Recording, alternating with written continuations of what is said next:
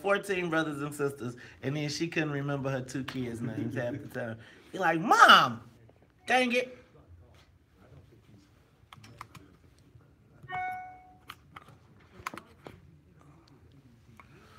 What's up, Chicago? Take a moment, share the broadcast. All right, so make sure Misha knows Comey and airstrikes. And like just on her closeout, because we're gonna roll into that Beyonce right after that. Right. Just ask her, tell her just to be prepared. You know how she threw her last thing in the last time. Right. Charles, look at I don't know if you saw Beyonce at Coachella. Today's paper. I don't know if you're going to bring that up as the news doc. Is that today? No, that's Sunday's. That's Sunday's papers.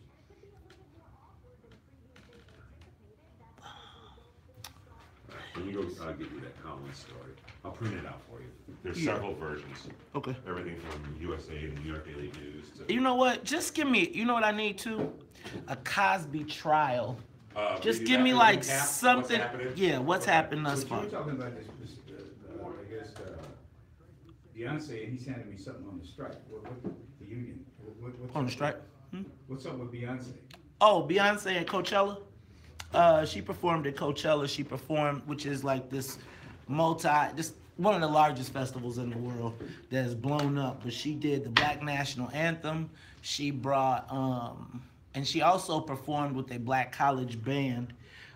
She quoted Malcolm X. It was like on the national stage. They said it changed let me not say it changed, but the question is, can conscious black entertainment make a difference? So then you got Diddy, Jay-Z, and LeBron James launching their black app. But you should look at all the stuff that came out about Beyonce this weekend from the Coachella performance, because she did like the whole black HBCU enrollment, or not enrollment,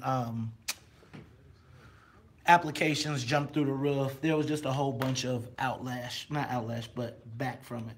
Also, where's it safe to be black at 8 o'clock, the Philadelphia situation, and then we'll dovetail into the Mount Greenwood situation, which was the Sun-Times front page yesterday, which said it all started with the M-word.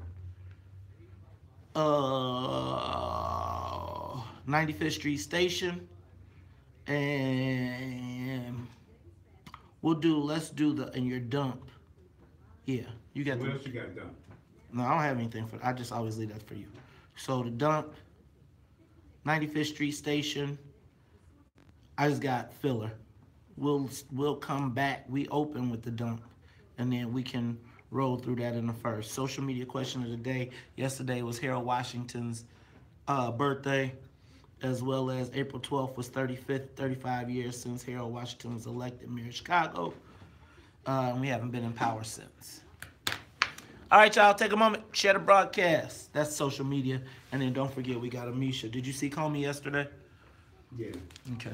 Comey and then the Syrian airstrikes for Amisha. Take a moment, share the broadcast.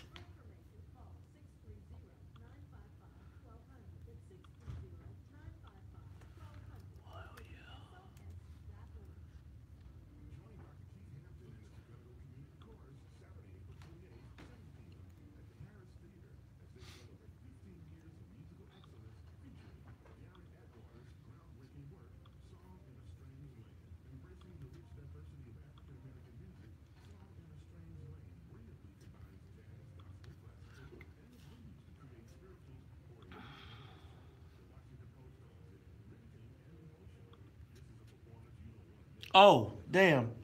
Cook County Board. We could do that on a different day, though. But they are electing a new Cook County Board president. I don't know what the day is. Cook County Board president? Mm-hmm. Cook County chairman of Cook County Democrats. Right.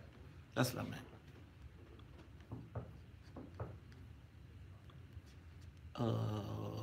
We got LinkedIn. Is that Wednesday? It's Wednesday. I believe it is Wednesday. This Wednesday or next Wednesday? No, I think it's this week. So we could just, we don't got to do it today, though.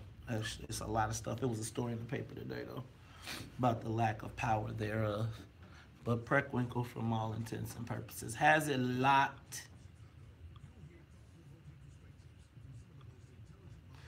And by the way, For those of you that know Paul Rosenfeld, you should tell him he can't be the chairman of the Cook County Democratic Party if he don't carry the slate. Sucker.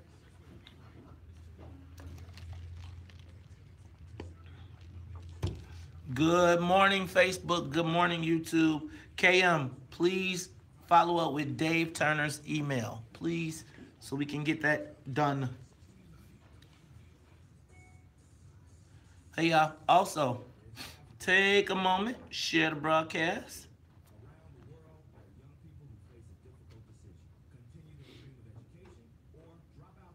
Good morning, Alicia Graddick. What up, KP? What up, KM? What up, Michelle Flagg and Jeffrey Burrish? On the Facebook, what up, Diane Scott? Ian Leverson. What up, Sly? Sly hit you up today. Good morning, Sheila Muldrow. What up, V Greasy? Yo, could we get up, man? You saw Bug. Yeah, I kind of got a jam up, man. Bug lost his leopard gecko this weekend, and so we had to bury him, and we had to have a father-son moment. Y'all, it was kind of deep, though, because my son, man, the lizard died. And, you know, I really didn't think about it like that. I was like, okay, I'm going to scoop him up, flush him in the toilet, I'm going to keep rolling. And Carrie was like, hold it. Hold it. And then she was like, he's having a moment upstairs. You know, I'm just rolling, doing my thing. Remember the family, man. Yeah, man. And that sucker lived longer than it was supposed to live. Okay, what you got? Okay, so actually, Colin's been quite in the news today. Here's the story about them signing the other guy. Adidas says when they're ready to cut a deal with him if he makes it to a team. And then he tweeted over the weekend, quote, on the national anthem. All right. Okay. I went to the Cubs yesterday, y'all. Anyway, so I had to put my boy, dad and son had a bonding moment this weekend. Had to put Godzilla in the ground.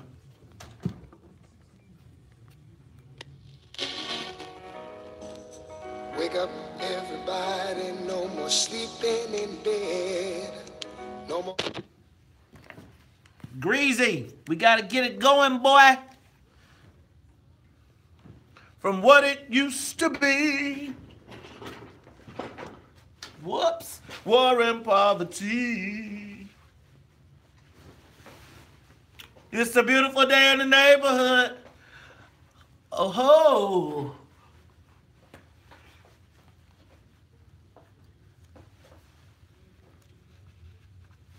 What you have to say, 'cause they're the ones who's coming up, and the world is in their hands. When you teach their children, teach them the very best can. Whoop! The world won't get no better if we just let it be. Na na na na na na na. The world won't get no better. We gotta change it, just you and me. Wake up, all the doctors make the whoop, whoop.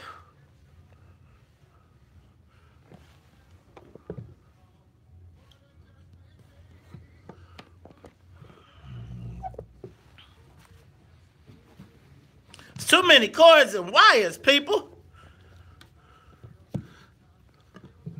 Man, I know, oops, if we all lend a hand, the only thing we have to do is put it in our minds. They do it every time. Come on, y'all. Come on, y'all.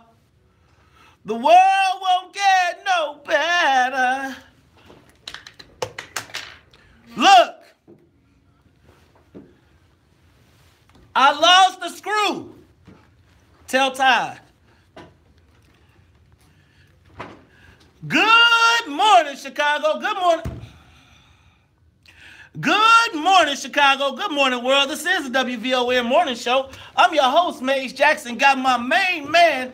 You know what? Beyond got my main man. I got my mic in my hand on the circuit because I lost the screw, Charles. So I'm trying to rock it hardcore right now. This is the WVON Morning Show. I'm your host, Maze Jackson, trying to improvise. Charles, how you feeling this morning? I'm watching you. Man, I feel blessed. this is truly a reality show. It popped that way, Todd. It might have went under the 10. Look, it's the WVON Morning Show. I'm your host, Maze Jackson. Charles Thomas in the morning, y'all. We are getting it cracking. Annette Flournoy in the newsroom. Take it away.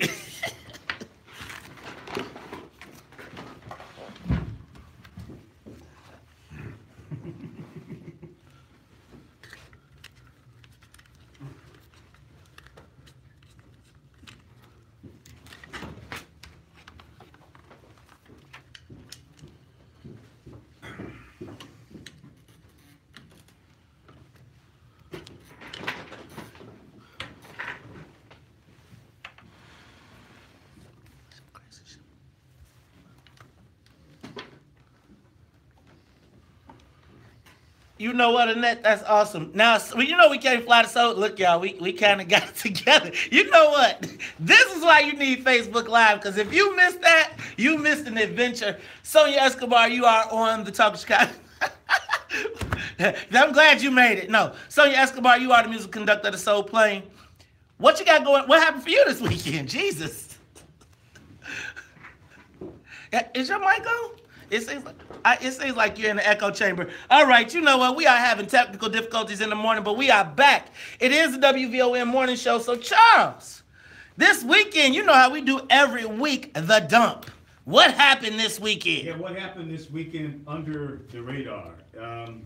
You know, I'm reading where the CPS custodians, the janitors who work for the private contractors, as well as a few others for the school district, they signed contracts, or didn't sign them, but they ratified new contracts with the private contractors who now are supposed to be cleaning the schools. And, you know, they had threatened to strike. There was a strike deadline quickly approaching at the end of the month, and they ratified their agreement. And this comes like a couple of months after the rats at the Mollison School, the discovery that 134 schools had not been adequately cleaned, and that the inspections were being choreographed by the schools. Right. And all this stuff was, it's pretty much come to an end now, as these janitors, represented by the Service Employees International Union, have now ratified the contract. Shout out to Tom Balanoff, the president of SEIU. He handled this just absolutely masterfully. Absolutely masterfully. He got his people an 8.5% increase, I think it says here, in the raise. That's wages, benefits, and pension increases. I mean, this was masterfully done. The way they pointed to, the way the Mollison situation suddenly appeared, and how the Sun-Times, which is now partly owned by the union, weighed in and said that the inspections were being choreographed and contrived. It was masterfully done. And then, on top of all of that, as we mentioned last week, they got the CPS to offer another $7 million to deep clean the schools and hire additional janitors. And you got to ask the question, if there was a contract with Aramark and Sodexo Magic, the private companies, why aren't they being held accountable for not cleaning the schools as they agreed to do when they signed the contracts, which are worth hundreds of billions of dollars? Instead, the taxpayers stepped in, and the taxpayers have to spend more money. The private companies get off, the union gets new contracts. And the kids still got dirty damn schools. Well, they're saying they're going to deep clean them this summer. Didn't they, this summer? Additional janitors. Yeah, right now the kids have dirty schools till the end of the year. But when does that raise kick in? Raise kicks in, I guess, in the new contract when it becomes effective at the end of the month, I think. You know what? So the kids got to wait till the end of the school year, which is June, but the people get their money now. And it seems to me, as I always say, the pain and suffering of black people is leveraged so that the union wins, Aramark wins, and the kids got to wait till the school starts over. And then they're not going to be in school all summer, so we really not going to know if they clean that joint. And guess who else wins? Who? The mayor wins, because he's not going to have a janitor strike in another week or so. And then he doesn't want a janitor strike just at that point, 9-10 months before the city election. He definitely don't want that, especially after he just doubled down on them safe passage contracts. Boy, them safe passages. See, I'm telling you how they building a straight army. But I'm gonna tell y'all something. And I got a bone to pick with I'm almost probably not about to talk about Mollison. Well, I'm not gonna say I'm not gonna talk about Mollison, but I don't want to hear too much more complaining from people about what's going on in CPS schools if you can't run for local, if y'all can't get y'all local school council full, right? So CPS is saying once again that they have that over half the schools do not have enough people to fill their local school councils. Now just think about that. That's the person who votes on the principal, probably got a little say. They don't got a lot of say in the contracts as it relates to the cleaning. But man, we talking about all this systemic disenfranchisement. We talking about strategic gentrification. We talking about people don't want their schools to close. But then when it's time to step up and be a local school council representative, CPS can't seem to find enough people. What's up with that? Because I'm going to tell you what, you get to vote on who the principal is, and the principal can stand on the contracts. Y'all, we got some talking we got to do, because we want to complain about the schools, but when we have an opportunity to change it, seriously? But do you really have an opportunity to change it as a member of the local school council? I would tell you, yeah, as a former local school council member, I voted in 2 principals, so I would say there's an opportunity. People really believe that there is an opportunity to actually change the public today. I mean, today in the current configuration of things, given all that's happened over the past couple of years. On the north side they do. Let's talk about it when we come back. It's Talk Chicago, 1690 AM. It's a reason. Check this out. So the local school councils do not control the janitor contracts, but the local school councils vote on the curriculum. Local school council votes on the principal, right? And the principal sets the tone for the schools. So if you pay attention, at the very high-performing white schools, there's always a large competition for the local school council. Why is that? Because they know they control the principal, and they know that they control the allocation of the resources. So when you look at 2 of the most elite schools have one of the most contested races, and probably tens of thousands of dollars are being invested in the race because those white folks in that neighborhood want to protect their schools. Now, local school councils they don't control the janitorial contracts, but I would tell you that they control the after-school dollars, they control a lot of the discretionary spending and what type of programs as well. Again, you'd have to have run for one. And it's, again, in that category of having done that before, you can. And so you think about, in a lot of local school councils in the high-performing areas, the aldermen control the local school council elections, and they control those races because they want to be in control of the board. So look at places like Beverly, look at places like Hegewisch, look at places like on the north side and the west side where they want to protect those schools. And as those schools start to get occupied by white folks, watch how many of them join the local school council, right? Again, we can sit here and be pessimistic and say what's not going to happen forever, but we have to control the areas that we do, right? So each school has somewhere upwards of a few $1 million budget that is discretionary based on what happens in the community. That's why you see some schools offer a lot of outreach to the community later in the day. I mean, they have a variety of activities. It's because the community controls the school. So just pay attention.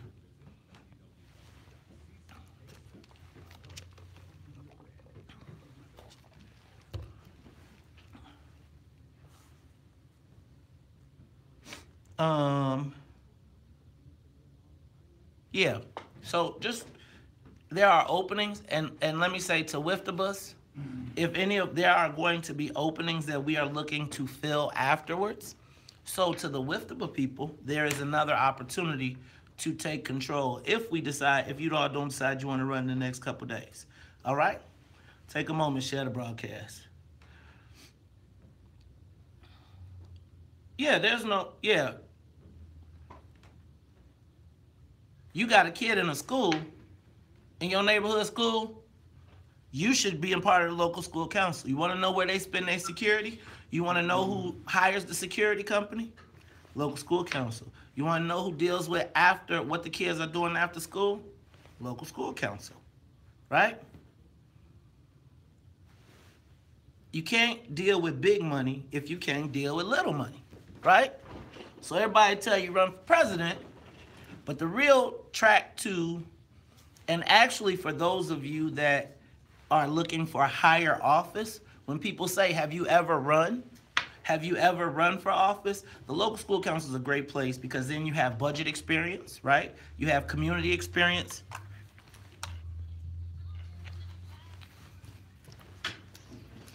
You understand? I need the Jay-Z part.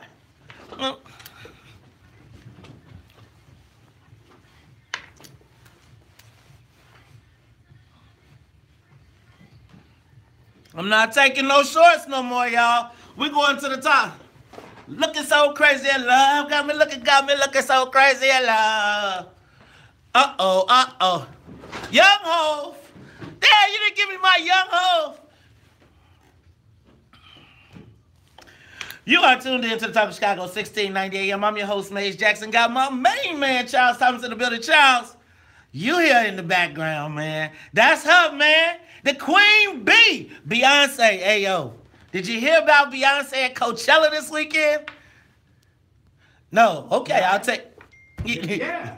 I just read a story about it. I didn't see it or, do anything with it live. Well, I'm going to tell you, man, Coachella is one of the biggest festivals. It's taken off over the last few years, and I don't know how it became this urban pop. Maybe Rihanna did it, but whatever is happening, Beyonce had a performance that had women up all around the country waiting by their computers to see the Coachella live performance of Beyonce, and she threw down. And Charles, I'm going to tell you, after watching that, I was thinking to myself, ooh, wait.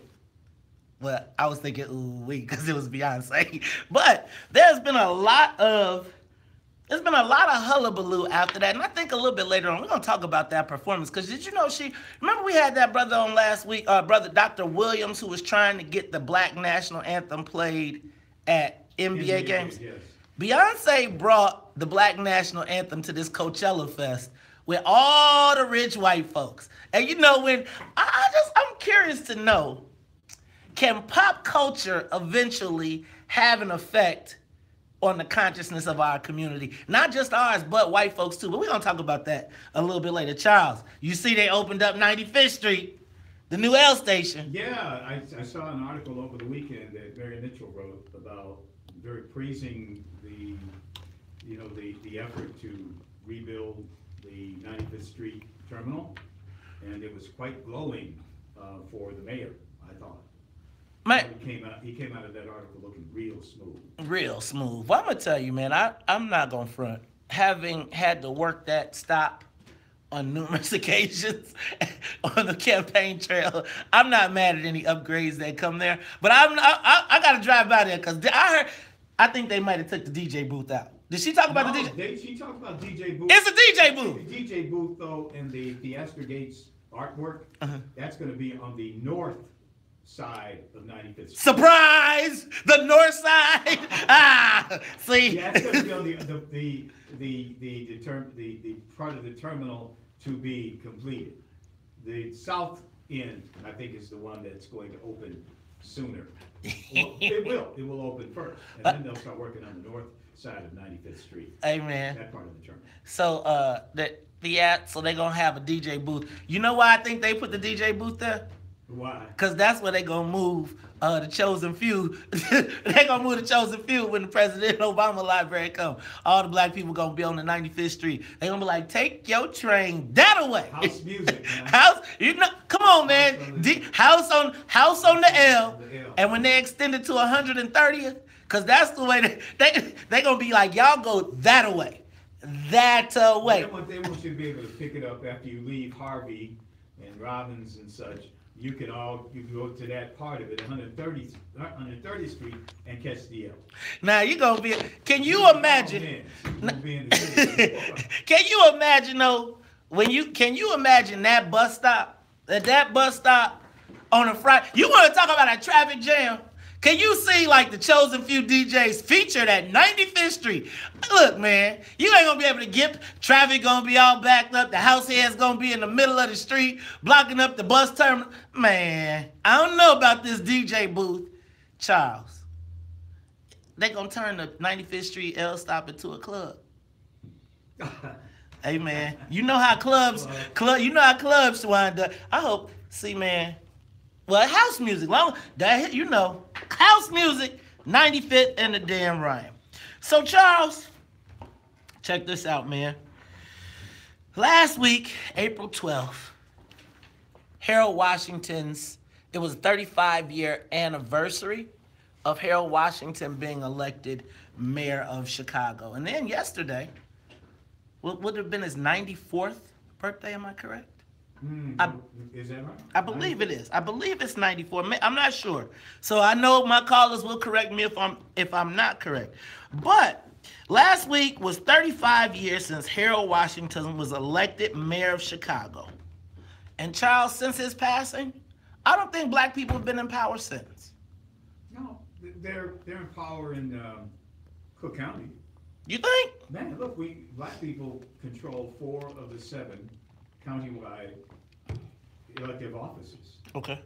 6 of the 17 county board seats, which is like 35%, which is more than black people are of the population in Cook County.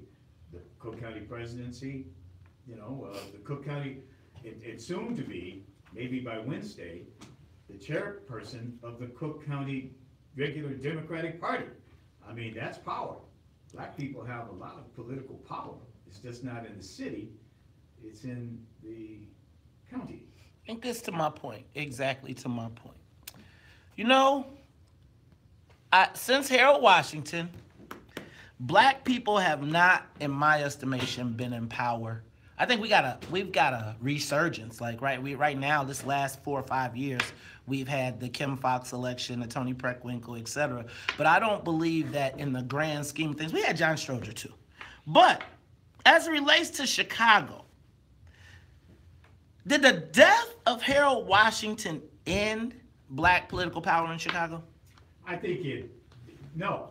What ended black political power in Chicago was the shift to a nonpartisan election in 1995 and the subsequent quote-unquote plan for transformation, which I think accelerated the movement of black people out of the city into the suburbs. And now the political power is in the suburbs and not in the city. Well, I don't even know if the political power is actually in the suburbs, because we just saw the pension board just shut down one of the brothers in Harvey, and I think it's going to come. But, Charles, I'm with you on that. I would say it's migrated from Chicago, which again is part of my point. You think about Harold Washington, think about black political power, I think that was probably the peak. I think in Chicago, it was the tip top. I think we still look back to that moment and say, man, what could have been? But when you talk about Harold Washington, after his death,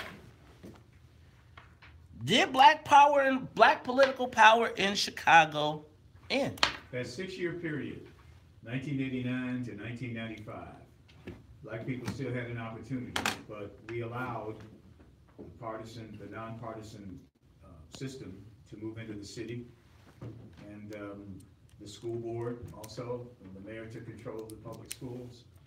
A lot of things happened during that period of time that I think we see the results of today, which is less political power, significantly less, in the city of Chicago. And so WVON listeners, because I know this is a sensitive subject. And I know, and so first of all, much props and much respect to Harold Washington, everybody who was responsible for his election. But I would argue I would argue that the death of Harold Washington did begin the end of black political power in Chicago. But what do you think? Give us a call, 773-591-1690. It's the social media question of the day. Did the death of Harold Washington end black political power in Chicago? We'll take your calls, comments, and concerns after news, traffic, and the weather. What's up, y'all? So, right now, if you did Poli-Sci 101, you about to learn it all. It's about to all come back, right? Harold Washington, in my estimation. Find the screw there, babes? Yeah, I found it. Where did I put it? Oh, dang it. You know how you find... Oh, here there it is. Thank you. So we talked about all of this in Poli-Sci 101, right? In Poli-Sci 101, we talked about the fact that they had to ensure that black political power would never come back through the nonpartisan political system.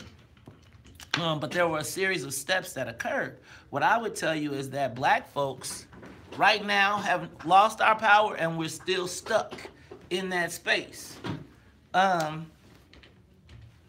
mean, just this. It's funny though, when I can't get my...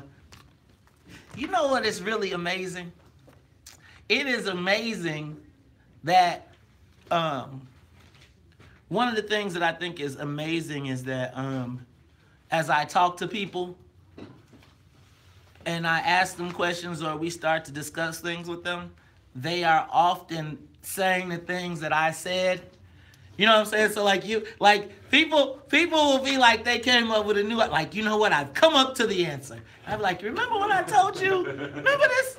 You're an influencer, Mr. Jackson. It's like, I be at places, people be like, man, did you hear about? I was like, yeah, I said that, but it's okay.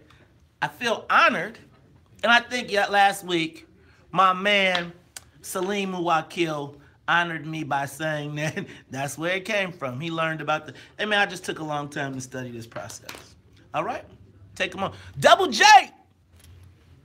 What up? I went to the Cubs yesterday. Don't tell nobody, okay? I did. Shout out to Julian Green, taking care of the peoples.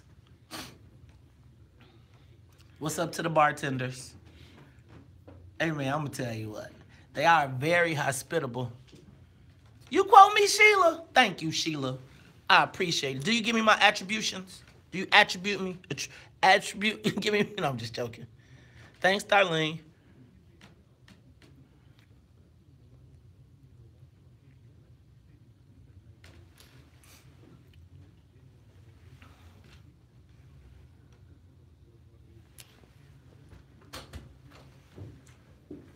Hey, Principal Moore, how are you? You asked for a timeline. This is a timeline that goes up to when the trial started.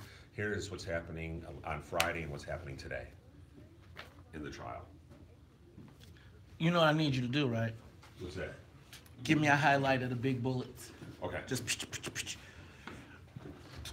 The Cubs, wonk, but the hospitality is great. Shout out to Ricketts. Mr. Ricketts, Tom Ricketts. Shout out to Tom Ricketts and to Todd Ricketts. Both of them been treating me pretty well.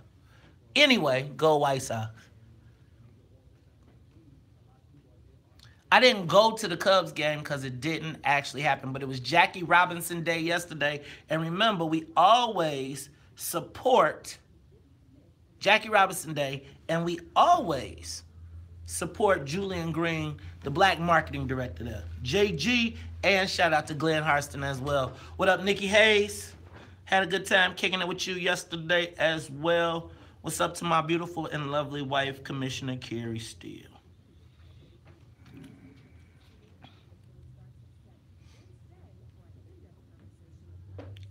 What up, Daryl Murray? What up, Everett? What up, Linda Perry? What up, Darlene Kennard? What up, Denise Russell? Quasey. Hey, y'all. We going shooting on Saturday. Saturday. Tennille, Quasey inboxed us. Please post that on the Maze Jackson page. Please and thank you. It is the gun. You know what? Quasey, inbox the Maze Jackson page, please, so we can get it posted. Please and thank you. Dang, seem like our commercial's still staying up there.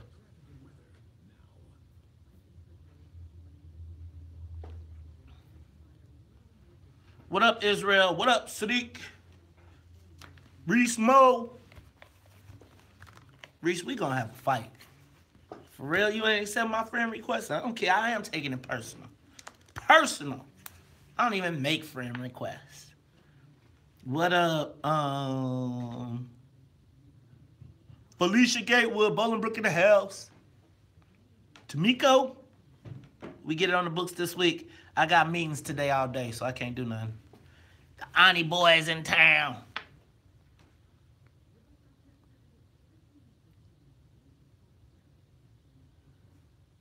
Nah, I think that we got a bunch of people still looking at Harold, right? This is for you, Reese Mo. This is for you.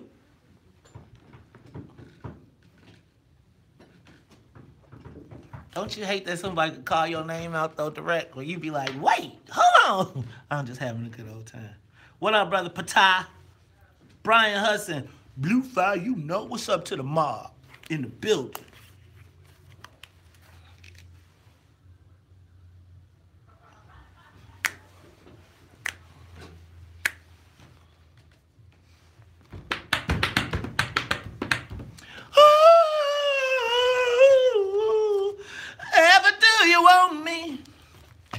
Wherever do you need me? However do you want me? However do you need me? However do you want me? How won't you just quote me? Why won't you quote me? Come on and quote me. The 2018 Black Heritage Film Series is happening every Wednesday in April, and that's right, this Wednesday. The next film will be the unbelievable story of Khalif Browder. At 16, Khalif was accused of stealing a backpack, which led him to spending 400 days in solitary confinement in one of the most notorious jails in the country. It's one of the most riveting documentaries you'll ever see. Be there this Thursday, April 18th, because me, Maze Jackson, and my main man, Charles Thomas, are going to be hosting that screening. That's right, this Wednesday, April 18th at the Harold Washington Cultural Center, 47th and King Drive for the Khalif Browder story. Now, doors open at 6 p.m. The film starts at 7. Then stay for our, now, Charles, they say this in-depth conversation afterwards.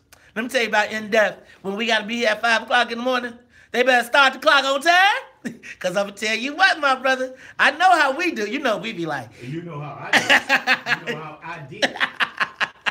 Now, y'all, come on, make sure you come on now. Get your tickets at WVON.com. And, man, don't miss the show. Now, Charles, you know I always get in trouble. I'm going to say I always get in trouble. But, you know, I never forget seeing all of the clips of Harold Washington. Actually, I was alive. And in Bolingbrook, we used to watch from a distance. And I watched them, and I would see those things, and I would be like, some kind of way I felt like, even all the way in Bolingbrook, that was my mayor too. And I felt like I was part of the struggle. And Harold Washington, man, he gets elected. Black people all around the world are rejoicing. Charles, he passes.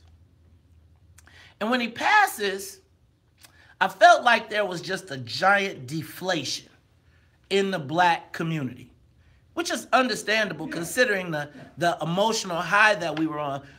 But Charles, always look at the outcome. And when I look at the outcome, I try to go to the source and extrapolate. Like I go to the end and then go backwards. And as I go backwards, I think about the death of Harold Washington setting off a chain of events that would lead us to the point that we are here today. Yeah, absolutely. And I think it all had to do with the mad scramble for power among black people that led to the problem. Tell it. Yeah, well, it's true. I mean, we basically fighting each other ended up killing the dream by fighting each other. I mean, yeah, there were other forces that were not benign. I mean, Mayor Daley and the forces the counter forces, they stayed together, and they ended up instituting the nonpartisan election. And I can't say it, that happened in other cities too, around the same time. And it was basically to stop black people from taking those cities over. It happened in Atlanta, even. Atlanta has a nonpartisan election now. But it didn't stop black people in Atlanta from being unified and continuing to hold the mayor's office. Happened in New York City, I think. Happened everywhere, all over the country. They went to nonpartisan elections. But we didn't have the kind of unity on the ground that allowed us to maintain power in city government. So how does that happen, right? Like, how does it happen that we get together, we make it happen, we put it together, we create history, and then we can't put the band back together? And why? You know, it seems like it's something special about Chicago, man. It is, because it didn't happen that way in other cities. Like I just gave you the example of Atlanta. They went to a nonpartisan election too, but they continued to hold on to political power and economic development. Right. And it seems to me that in places like Atlanta, there was a continuation of black independent power. Like they was like, oh, we got a taste. Nah, we're not giving it back. I feel like, let me not say I feel like, but is it that that the black folks never got to really get the economic empowerment during Harold Washington's term, maybe because he was blocked, and so then they just went to the big bag? Can't answer that one. I don't know the answer to it. I just know what the end result was. I know that when Daley was reelected in '95, and that's when the nonpartisan election also took hold. Note that it was only a couple of years later during that term that the quote-unquote plan for transformation began. I think it was 98, thereabouts, yeah. That's when they started the plan for transformation to get people out of the city, to move black folks out. And I tell you, 20 years later, man, they did quite a job. They got black people out to the point now where we can't expect to win a citywide election unless we're able to put together a coalition. So, Charles, how does, and WVON listeners, give us a call, 773-591-1690. Let's get those calls up on the screen. How does it get to a point where, you know, I love the whole concept of Harold Washington, but I feel like we are, you know how you talk about Dr. King and kind of being fixated there, and I know I'm getting in trouble. But it seems as though, again, we're frozen in time, and then I get cursed out for saying, y'all, can we move on? Can we acknowledge the past? Can we move past Harold Washington without it being seen as disrespectful? Can you say he is a historical icon in Chicago, but now, y'all, we got to put the band back together and look, that ain't the same. That coalition that y'all saw back then is not going to happen now. And so you got to really retrain your mind. Am I crazy? No, I say the same thing and I get the same looks. I mean, because I'm going to tell you, you know, the second I say, yeah, look, I want to acknowledge Harold Washington and what the black community did from there. But it seems as though the people who were at the table during that are still at the table. I don't say at the table, but they still are looking. I just feel like we got a backwards view instead of how do we get forward. And I think the way that now get forward is we've all been trained to go to the man. Go to who? To the man them.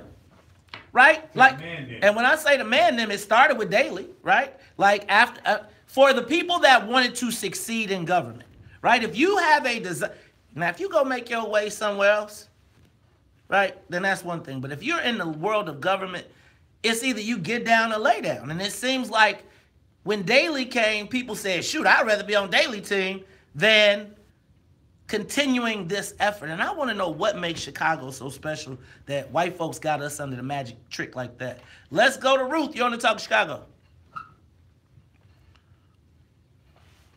Discussion is mostly about a man and not a community plan. Right. Number two, is there a model of a progressive, productive city, town, or village with black political power that we can discuss? And lastly, why do most collective groups understand usage of economics equal political power? And I'll hang up and listen to answers. Thank you. Thank you, Ruth. Charles? Well, I mean, I think political power can also lead to economic power. I mean, I think economic power can lead to political power, but also political power can lead to economic power. Wealth is legislated. If those political leaders, the elected leaders, have that mindset, I don't think ours do.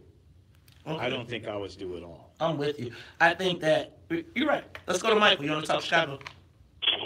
Maze, you want to know how we got there? Come on. Eugene Sawyer. People forget that the Vidoliak, when Harold died, the Vidoliak 29 backed Eugene Sawyer. And Eugene Sawyer was a machine politician prior to Harold Washington. But we forget that. And that's how we got there, because they split the vote, which they knew Eugene Sawyer was a very weak candidate and could not win, and they split the black vote in the next election.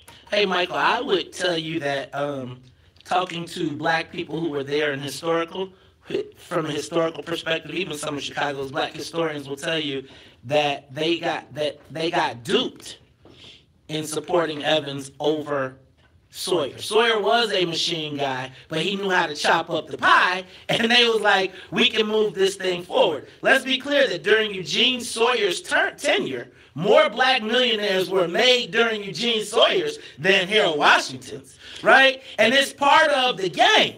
Go ahead, Charles. And wasn't Harold Washington a machine politician? Harold Washington was a machine politician. He got his stripes as the chairman of who? The Young Democrats, right? He was down with the whole process, y'all.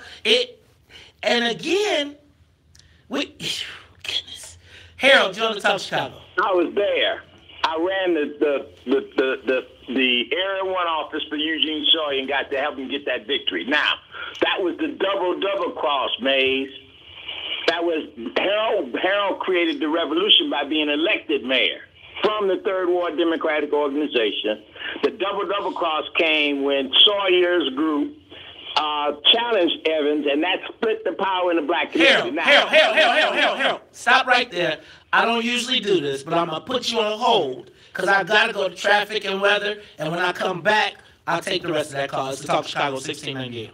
More of the morning show with Maze Jackson coming up on the Talk of Chicago. See, Eugene Sawyer is the classic example of someone who knows the game and is not.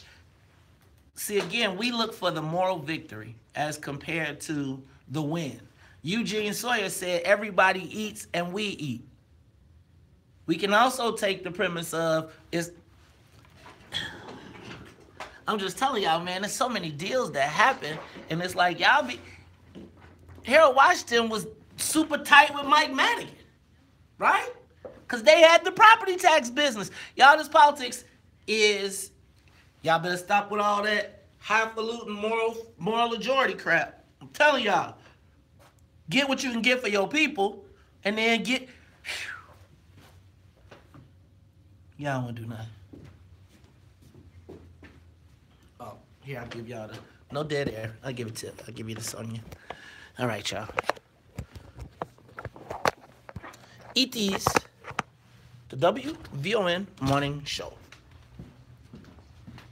See, it's like we want these morally beautiful politicians instead of people that's in.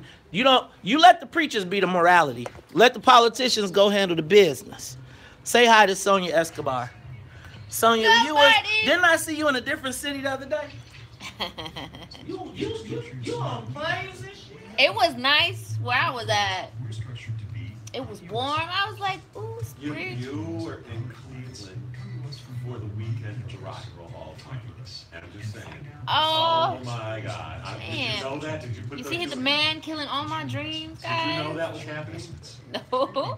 Would you? Now that you know in hindsight, would you plan differently for your evening escapade? No. I was there for the baseball game. That's your Bloomberg Urban Report.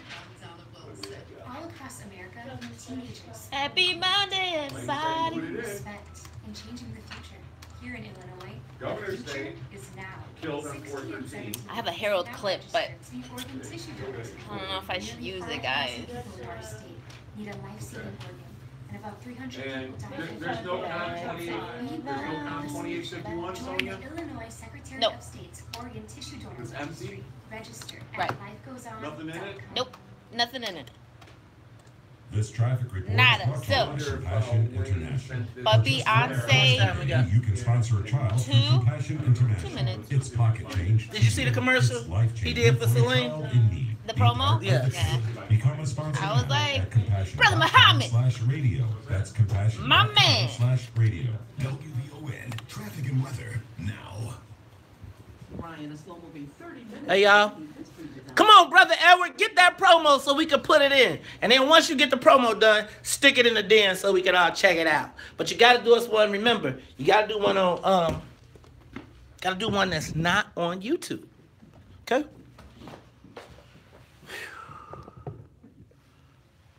Take a moment.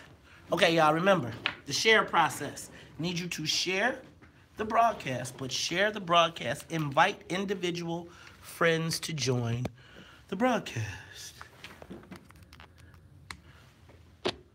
Kennedy, you're looking at... Okay, ready? Let's rock and roll.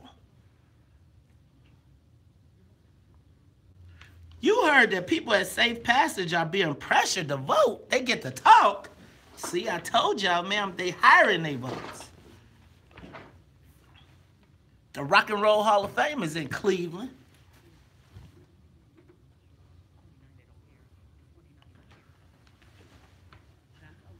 Boom, boom, boom. Hey, y'all, you should all go back and watch Polly. If you are confused about this question, go back and watch episode 2 of Poli Sci 101.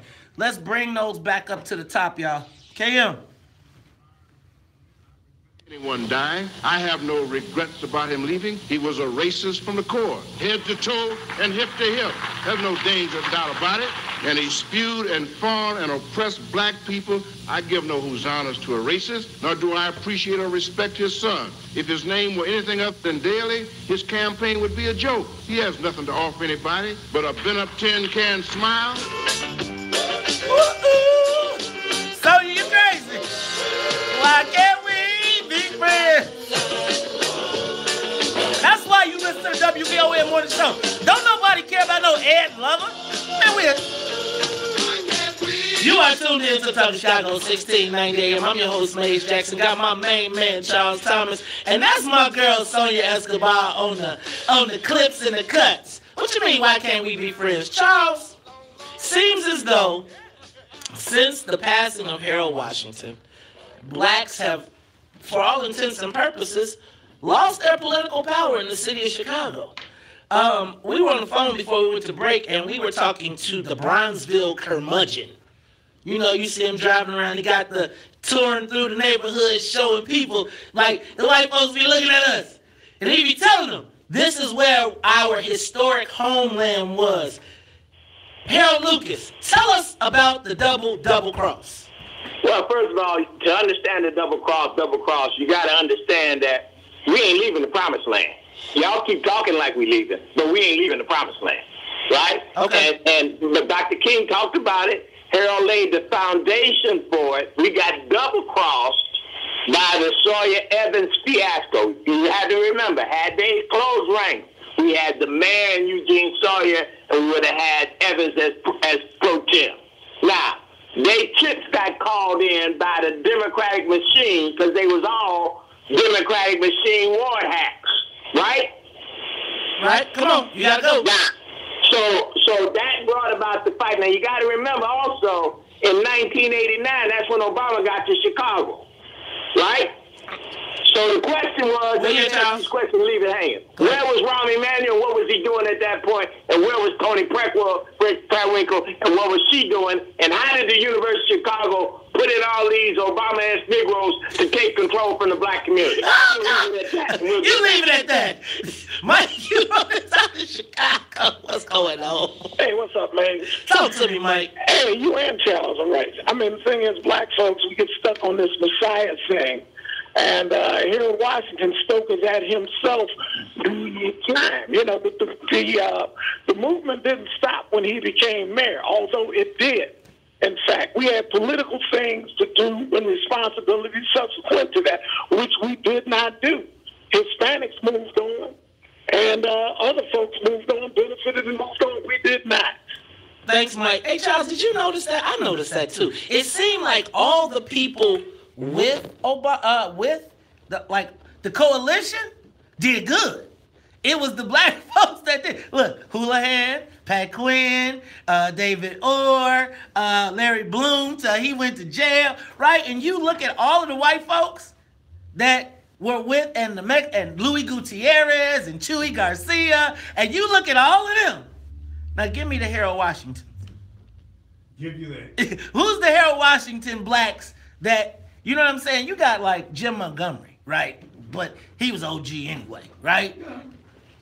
But would you call, I mean, Tim Evans, even though he in the dismantling of it? Tim Evans was with Team Daley, man. He was Green Team. Remember, they gave him. Remember, Daley, they gave him the deal to be the chief judge and gave him his own fiefdom.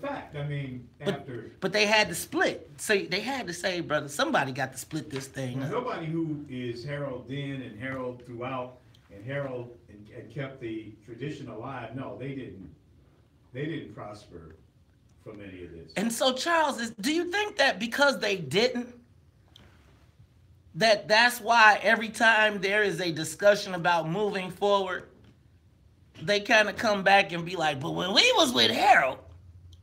Yeah, it's, you know, how many times? Be careful. Have we had this conversation? Has Cliff had this conversation? Has Perry had this conversation? Mark Wallace had this conversation. Nobody talks about what our political configuration is. Yeah, we do. Yes, we do. But we don't really talk about what our political configuration is today and why that is not working for us today. And that's the conversation that I think we need to really get into. We need to go into those weeds. Where do we live? What are we today? What offices do we hold? And why aren't those offices and that political power working for us today? Because we still have a huge number of people living in this region, black people.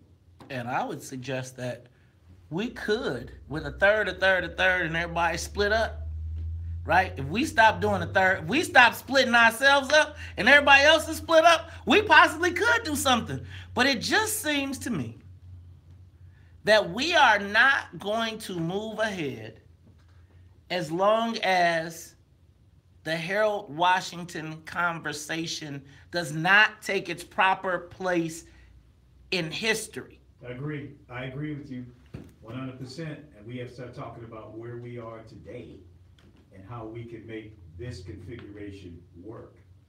It's not going to work the same way in the city. It's just not going to work that way.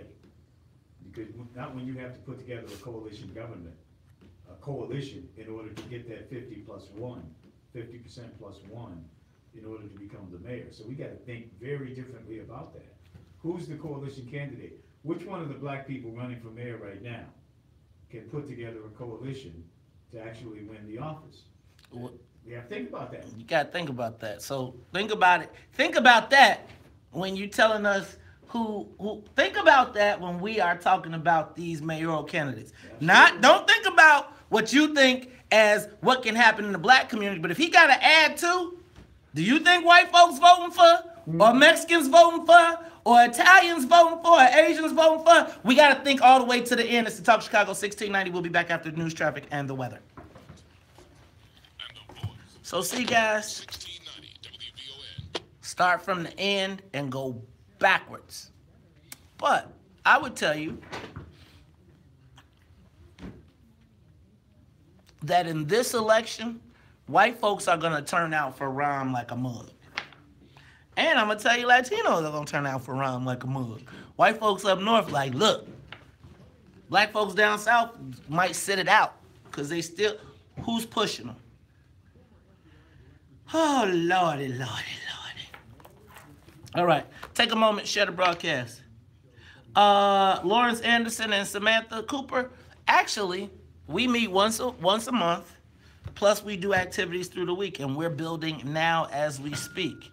But see, people don't want to have real political conversations. They want to philosophize. If you want to get through philosophizing and start talking about the collection of power, join us on the first Saturday of every month at 9 o'clock. The fact of the matter is, it's like we got a bunch of people playing political philosophy without real experience, and we need like a political warlord, right? That is not even looking at a political warlord that's not looking at any of the other issues but the win. Y'all put the morality to it. I just want to win. And then when you win, then you practice compassionate ruling. But you can't rule nothing, you can't direct nothing if you ain't in power. And that's the conversation I think we miss. We like these moral victories, but the moral victories do not equal political power. So I just think you gotta start looking at the math and start saying, like, y'all, it's like y'all telling me we should vote for Willie Wilson. I like Willie Wilson, but it's like, I would be a damn fool to sit here and tell y'all Willie Wilson is gonna be the best candidate for us for mayor. I like him. I think he is a great businessman. But if you got to put a coalition together, how can you have the conversation and say you got to put a coalition together, but then at the same time be like, put somebody even all the black folks ain't voting for? Y'all get mad at me for telling y'all the political truth. You want to hear the make me feel good truth, and I want to tell you the political truth of how people look at it. It's about jobs, contracts, and opportunities. Wealth is legislated. There's a reason that there are so many lobbyists in Springfield that make millions of dollars. And they elect people because wealth is legislated.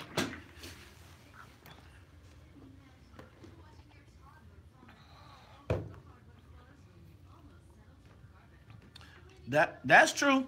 But George Dunn supported Harold Washington. Y'all, we gotta have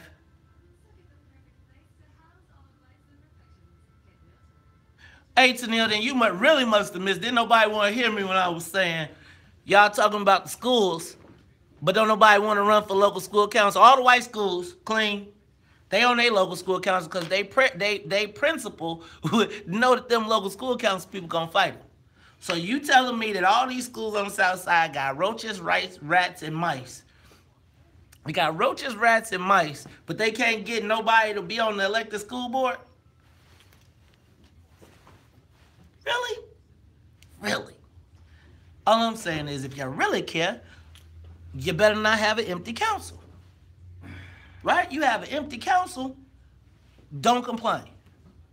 It takes 75 votes to win your local school council. Now, you concerned? Don't run for alderman and skip that over, because then I'm gonna ask you what did you have? Pay attention to the wards where the schools are good. Usually the aldermen or the local elected officials are running the LSC, are running the local school councils. And then when they run the local school councils, even though the principals are out of their purview, they can get the principal because they know that they are in control of the renewal of the principal's contract. Real talk. Right. No, I'm just saying. When I didn't like what was happening at Bogan High School, guess what I did? Ran to be the local community rep at Bogan High School, and guess what I did? Voted to put policies in that stopped the kids from walking on the high school grass, etc. But I also was sensitive to the type of security that we hired, and we controlled that security contract, right? So we went out, we made sure, and as a board member, I made sure that they hired black contractors on all the things that we could. So when they did the backpack vending, the clear backpacks, that needed to be a black company. When they was talking about doing the after-school program and they was using those No Child Left Behind dollars, we had to hire black teachers to teach the black kids, even though the white teachers were trying to get the overtime. You got to understand how your government works, right? Control what you can control and continue to move forward. You control the school. If you control the school in the community, you control a significant part of a local elected official's ability to get reelected. Be an active parent in a school and a local school council member and be at all the meetings and be at all the things.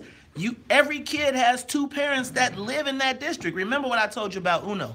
They did not build schools because they were so much concerned about education. They were concerned about using it as a political power base. Are you planning on running for something? Then you need to start running practice. Go to local school council. Just telling you. You talk about it, be about it.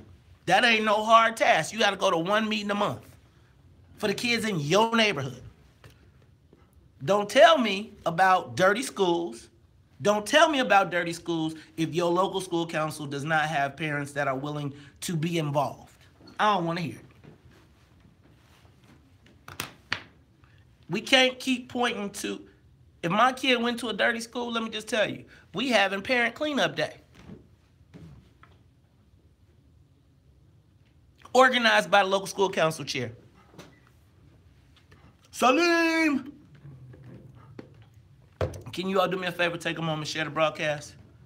Share. Hey, YouTube, I see you climbing back. Share the broadcast. No, everybody talk about it. Everybody talk about what ain't gonna happen because they don't try.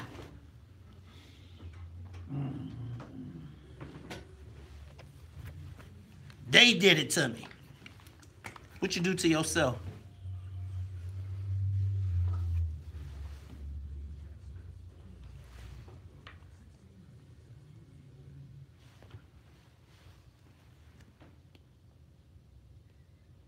Na na na na na na na na na na na na na na na. Boom, boom. Na na na na na na na na na na na na na na na. Here comes the hot stepper, murderer. I'm the lyrical gangster, murderer. Murderer, murderer. No, don't die. Yes, we multiply. But don't discourage nobody from doing it. Don't tell them why they shouldn't. Take control of what you can.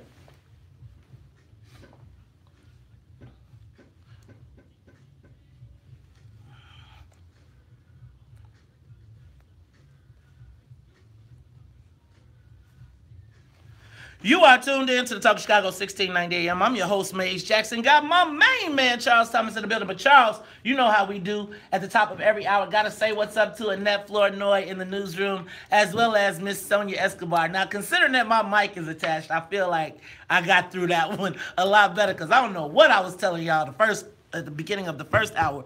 But Charles, you know how we do every Monday. Our DC correspondent, as we take the soul plane up in the air, we got to do what do you call it, a layover? Is it a layover? Is it a stop? We got to do a layover in Washington, D.C. And when we do our layover, we pick up our DC correspondent, Miss Amisha Cross. Amisha, how you feeling? Good. We are a lot warmer here than it is there right now, and I'll be testifying with Senator Booker this week, so excited for a few things. Wait, you're going to be testifying with Senator Booker? What's that about? Yes, sir. Education, diversifying the education field. Oh, well, you know what it means. The need for black teachers and black principals in schools across the country. Woo, well, you know what, Amisha, we were just talking about schools, but since we got you on the D.C., and I know you got a lot going on, let's jump to D.C. right away. Amisha, James Comey, what's cracking? For those who watched the Comey interview last night, there were a lot of tidbits of information that shined for us all. One of them being James Comey held no punches. He is not in any way ashamed of his approach in attacking or coming for Hillary Clinton.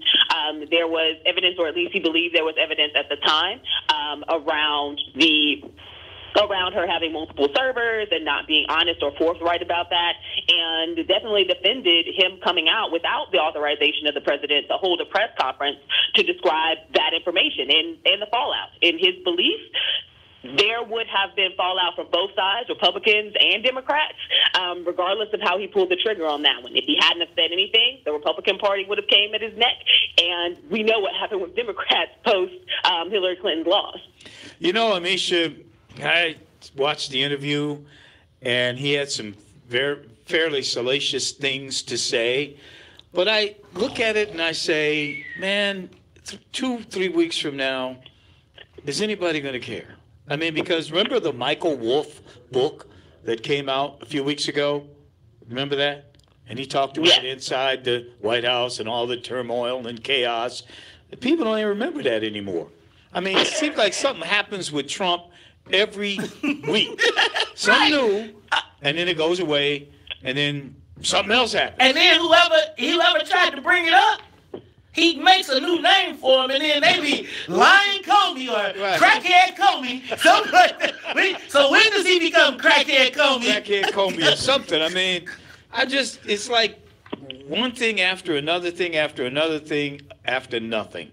Nothing burger. I also feel like this was a teaser interview for the most part. There was little that came out of this, with the exception of the opening where he explicitly talked about golden showers, and I don't think any of us need to know that. There was little that came out of this that the majority of America didn't already know. So I think that there was, to that extent, obviously this was a book promotion, but his insistence on, and I think a lot of his relationship or how he felt about Loretta Lynch was actually interesting, because it showcased to a point some of the issues that he had with the previous administration as well. Charles, Amisha, I'm going to tell you, they try to make him this super highly respected, right? Like, it seems to me that they try to make him this highly respected, above reproach guy. But then, like, when I was listening to him, and the golden showers, and my hands are bigger than his, and I'm taller than him, and his tie is too long, I was like, bro, you are killing your credibility with me right now. And then, Charles, when he talked about, like the half moon, he has half moon circles under his eyes, I was like, that's what you was looking at? Because when I saw him yesterday on Meet the Press, he had the same half moon circles under his eyes. And that's not what I expected to get from a former FBI chief. But remember what people, particularly those Democrats in the Hillary camp, thought about James Comey in October of 2016. Right. Think about what they thought about him then. And now he's some kind of hero. I mean, it's just like people are repurposing this guy for whatever political moment they're in. Right. You know? Yeah.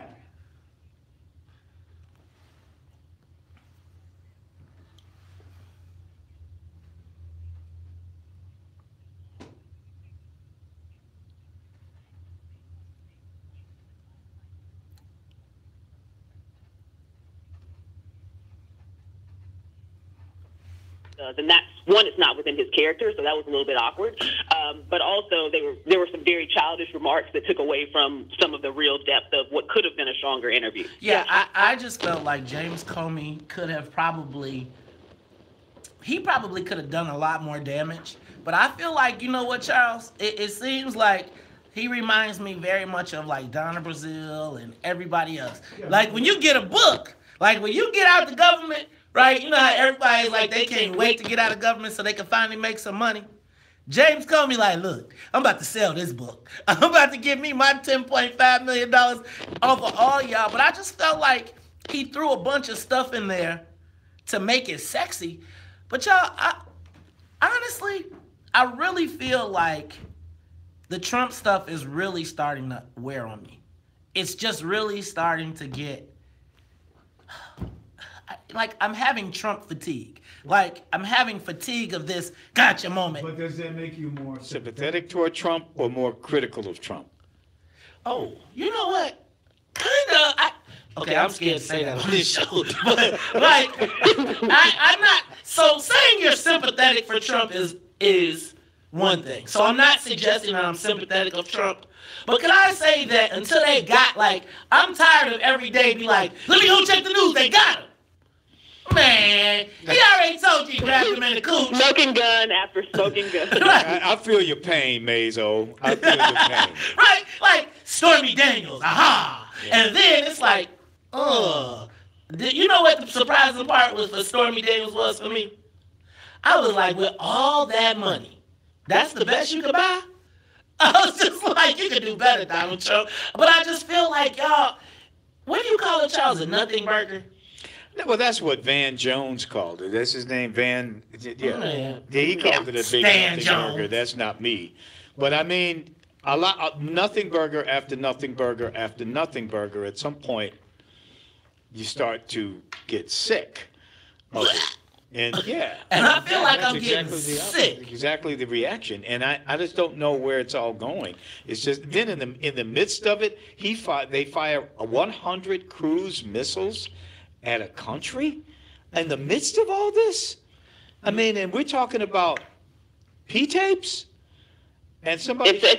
It's a push to November, Charles. At the end of the day, they're hoping that they can shift enough energy around, Trump being unfit for office, which was one of the things that Comey brought up last night, and that this will go into the direction of you not necessarily having to put a great Democratic candidates, but there just being such a level of upset around the Republican Party, such a level of upset around what's going on with Donald Trump, that you automatically will shift to the other direction.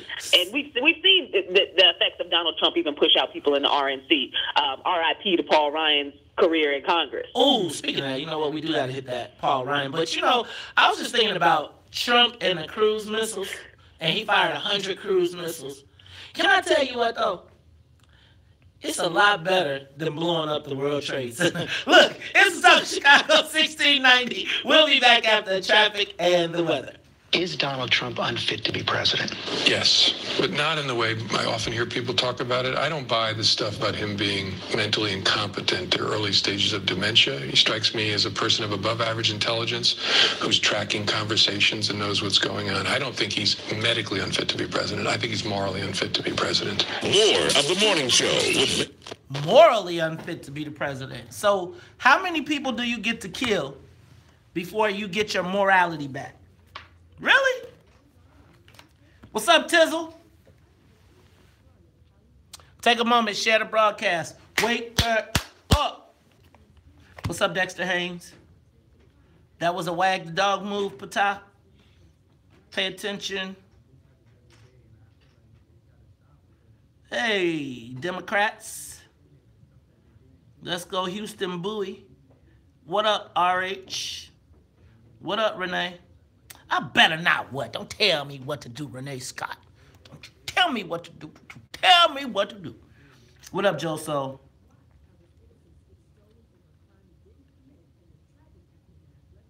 Hey, Joe, you talking 47, but it was the 42nd ward, right?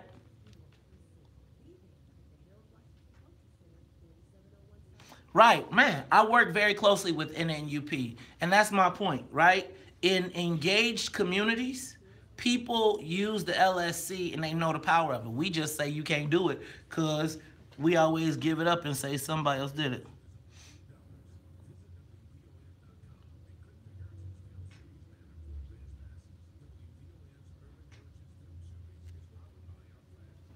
Sorry, y'all. I forgot. Hey, I keep telling y'all, I'm need me a social media producer. I'm going to the School of Broadcast Communications. I'm gonna give me somebody. What's up, Nicole? Richard Robinson. Reese-Mo. Oh, I forgot I'm not talking to you, Reese-Mo, because you won't accept my friend request. What up, Denise Russell? What up, Sharon? Salim Muwakil. Salim, did you see the promo that Brother Edward shot? You should see it. It's really good. You got to do a little couple corrections. But you know my favorite part is, this is my favorite part. That's intergenerational dialogues.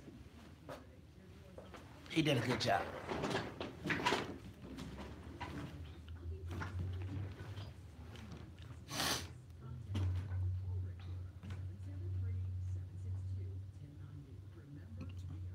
All I'm saying is y'all kids go to the school. Just saying. Captain Dap, all the way from the pain. What up, my brother? Hey, y'all, if y'all ever need to buy a car, talk to the #1 salesman in the country, the #1 Volkswagen dealer in the country. Hey, Dap, I'm not going to charge you for this shameless plug. Derek Helm is the #1 Volkswagen salesman in the country, and he is off the chain. I'm not talking to you, Reese Mo.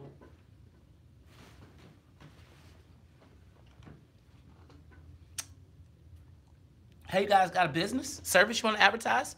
You should put it on the What's in It for the Black People page. If you'd like to take it up a notch, let me know, and you can put it on the Maze Jackson page for a small fee. Hey, anybody got any events that they want me to broadcast live from? I'm trying to find some people I can experiment with. So we want to come do a live Facebook Live broadcast. Anybody got a party, an event, or something they want to happen to? We testing out our new service. You ready? Who wants that? I would come to Baltimore. You know, I'm not talking to you, Reese Mo, because I'm for real. You didn't accept. How you don't accept my friend request? I don't even ask for friends. I was looking through my history. I got like 6 friend requests that I made in the last 2 years. So I thought I got you. Let's see how you do. What up, V-Spells? Sharon, Derek got way more. Man, you seen that new truck? Man, Volkswagen don't be playing. You know Volkswagen makes, well, they did used to make Porsche at one point.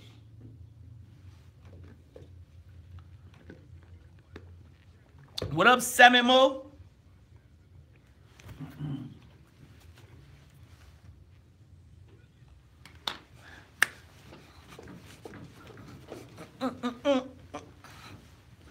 Me, you dropped a bomb on me, baby.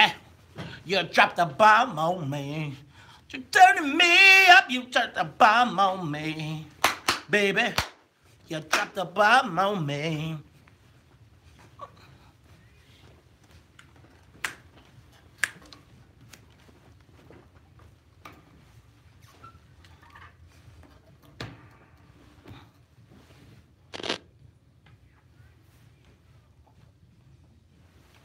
You are tuned in to the Talk of Chicago 1690 AM. I'm your host, Maze Jackson. Got my main man, Charles Thomas. That is Sonia Escobar and the Wheels of Steel talking about some you dropped a bomb on me. Speaking of dropping a bomb on me, Amisha Cross, what's up with your boy Donald Trump launching all of these cruise missiles at Syria? Donald Trump, in all of his glory, has attempted to acknowledge his response as one that came from chemical weapons attacks on civilians in Syria. And the United States needing to do something to end this, or do something to deter the use of chemical weapons against the people of Syria. However, we've seen this done before. We launched airstrikes on them last year, and literally around the same time. And they continue to utilize, Assad's regime continues to utilize chemical weapons on young children and families in Syria, specifically in the Damascus region. Do we have any proof of this, Charles? That there were I saw all the hoses. There's a video. I mean, that's all that I don't. I made videos. Yeah, there was a videos. Keep in mind too that this cruise missile attack was launched like 1 week after Donald Trump announced that he was going to remove U.S. ground troops from Syria, because there are some there. They're purportedly to fight ISIS. Trump announced he was going to remove those troops. Then a week later, this alleged chemical attack happened.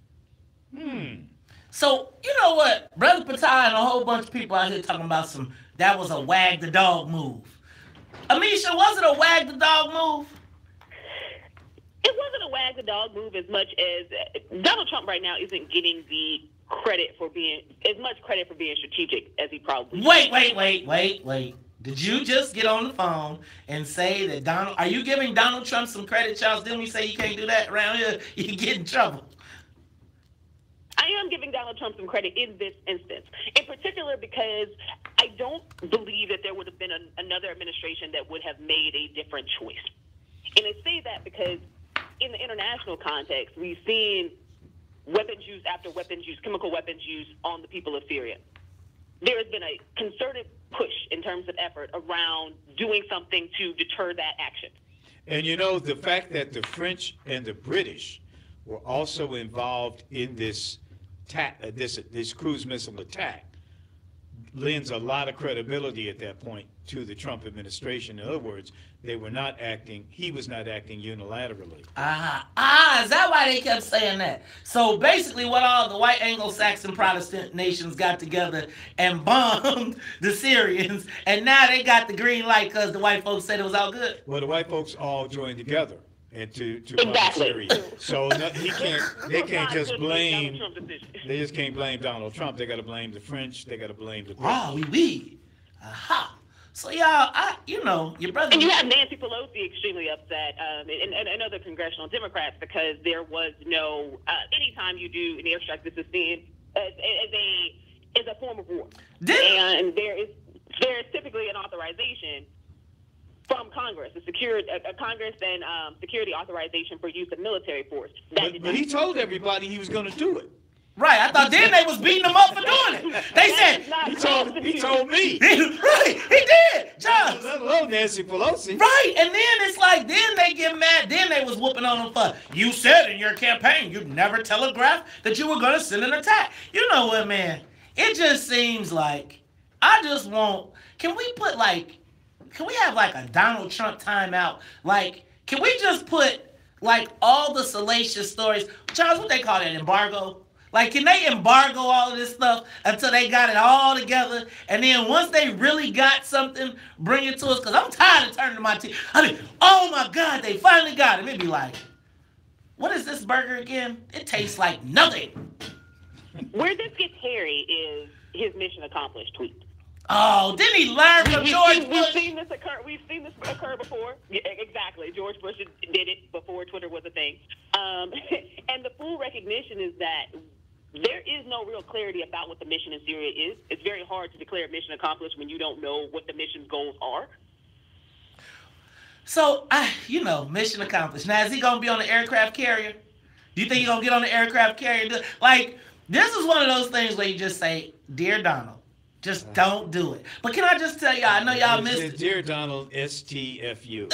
Just stop. Because if he did, I'm telling y'all, if Donald Trump did not tweet, right? If he did not tweet, y'all be running around this mug talking about, well, not all y'all, but a lot of people be running around here, we're making America great again. It's them dang on tweets that always seem to get them in trouble. And the little hands. Hey, real quick before we go, Paul Ryan. You got 30 seconds. What happened? Paul Ryan announced last week that he is not going to seek re-election. In large part, there is an assumption that this is because Donald Trump and the RNC have not really aligned around his mission and goals. He's publicly stated that it's for family reasons. Okay. And then, Amisha, I got one more for you. Beyonce, Coachella, because we're going to talk about it next. Thoughts? Beyonce shut it all down. All hail Queen B. At the end of the day, there is no one greater. And I think that historically, because she brought in so much Black history into her performance, it really set a stage for, a time where there's a lot of conversation around race relations, and she continues to showcase Blackness in all its glory. Now that she was able to do it. So, Amisha, do you think, because we're going to talk about this next, do you think a pop culture icon like Beyonce could change race relations in the country? Absolutely not.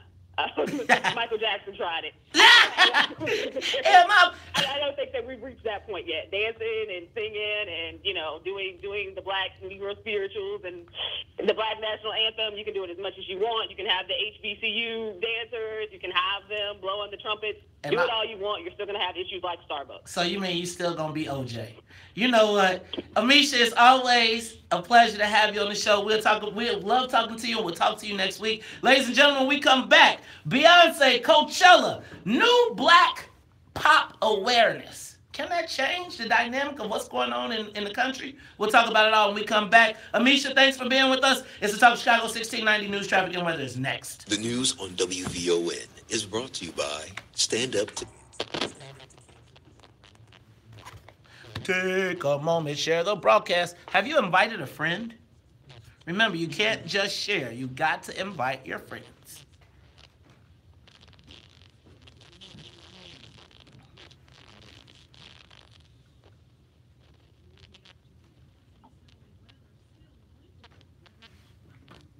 Right. See, I feel like all of those people, like all the people that are watching Beyonce, how many black kids don't know the Black National Anthem exists? I bet you it was a bunch of people that found out, a bunch of millennials that found out there was a Black National Anthem. I think that young people are more likely to get their cues from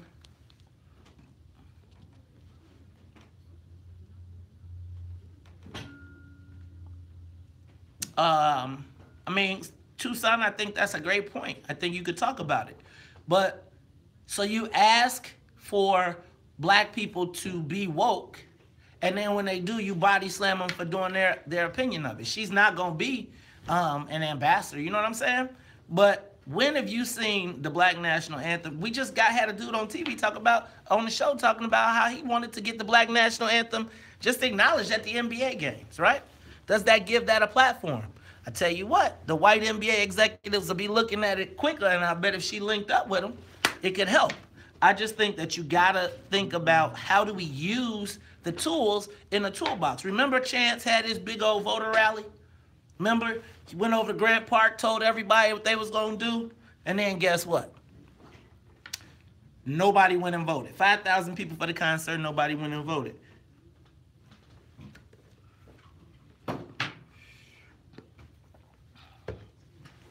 Okay, I'm going to need y'all to call in. Give us a call, 773-591-1690, because you know we got to talk about it. So, I'm just telling y'all, this is a good conversation. It can be a great conversation, but I'm going to need some help. Because obviously, no one wanted this.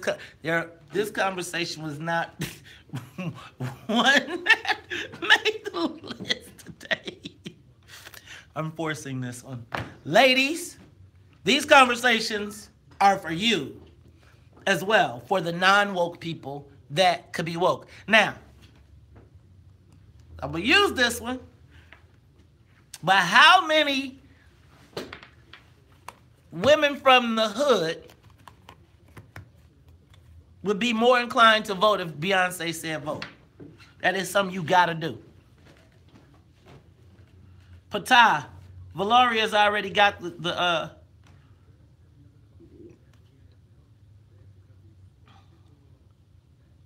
That's what I said, Salim. All we seen is the same footage playing over and over again with somebody taking a water hose and spraying it on the people.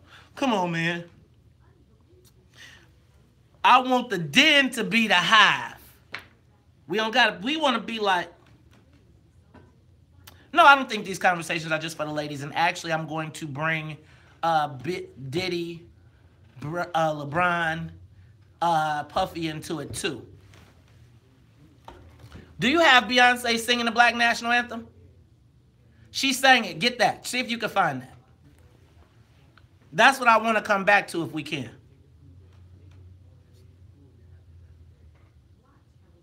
No, Salim, I don't think this is just a ladies thing. I am saying that I don't think this is just a ladies conversation.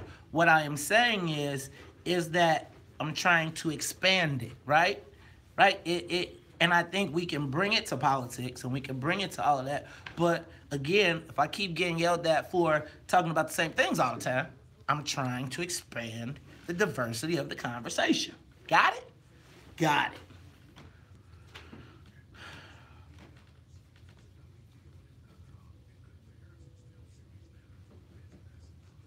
Oh, no, I like it. I get it.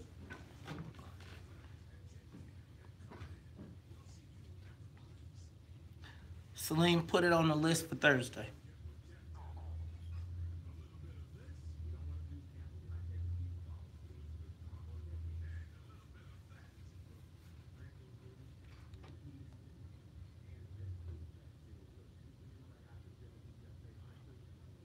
Oh, I see what you're saying, Erica. Like Beyonce, K. What would the K be in Greek? No. Oh, it would have been an N. It would have been new, right? So it would have been B, it's her middle name A, and then N. It would have been new.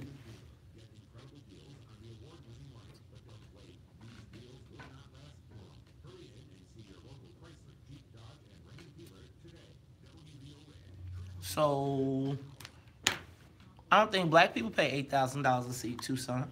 I think when you look at who went to Coachella, the fact of the matter is it's mostly white folks paying $8,000 a ticket to tell them what's in it for the black. But again, you know, you can't knock nobody for what they do for their job. And it's like they engage consciousness where they can. It's like you damn people for not being conscious, and you damn them for being conscious or trying to do what they know. Everybody is not going to beat Malcolm X, and everybody don't feel like it's their job to deliver black people from what's going on. And there's varying degrees of consciousness or wokeness. And it is the extra woke that always drive the unconscious away, in my opinion. And it's like, so again, I use my Johanna as an example, right? She ain't listening to, you talk all this Malcolm X Black Power you want to, but when Rahm gets reelected, because y'all spent y'all time talking to all the 2% of the woke people, right? 2%. T.O. 2%. You've got to get out of the church. Stop criticizing everybody because they don't do it the same way. That's her vehicle. Her platform is her singing the national anthem and shutting down everything is bigger than us sitting here complaining about the fact that she got paid $8,000 a seat. And I'm not snapping on you, bro. I'm not. But I am saying that I'm so tired of all these people being so damn woke when you know 90% of our community is sleeping. You won't even try to reach them. This is not to you, Tucson. You just hit my button on that one.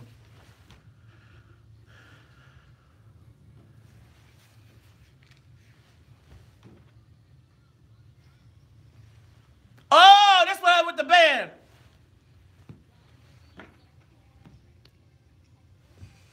You're killing me. I'm trying to do Black National Anthem and you go to Surfboard.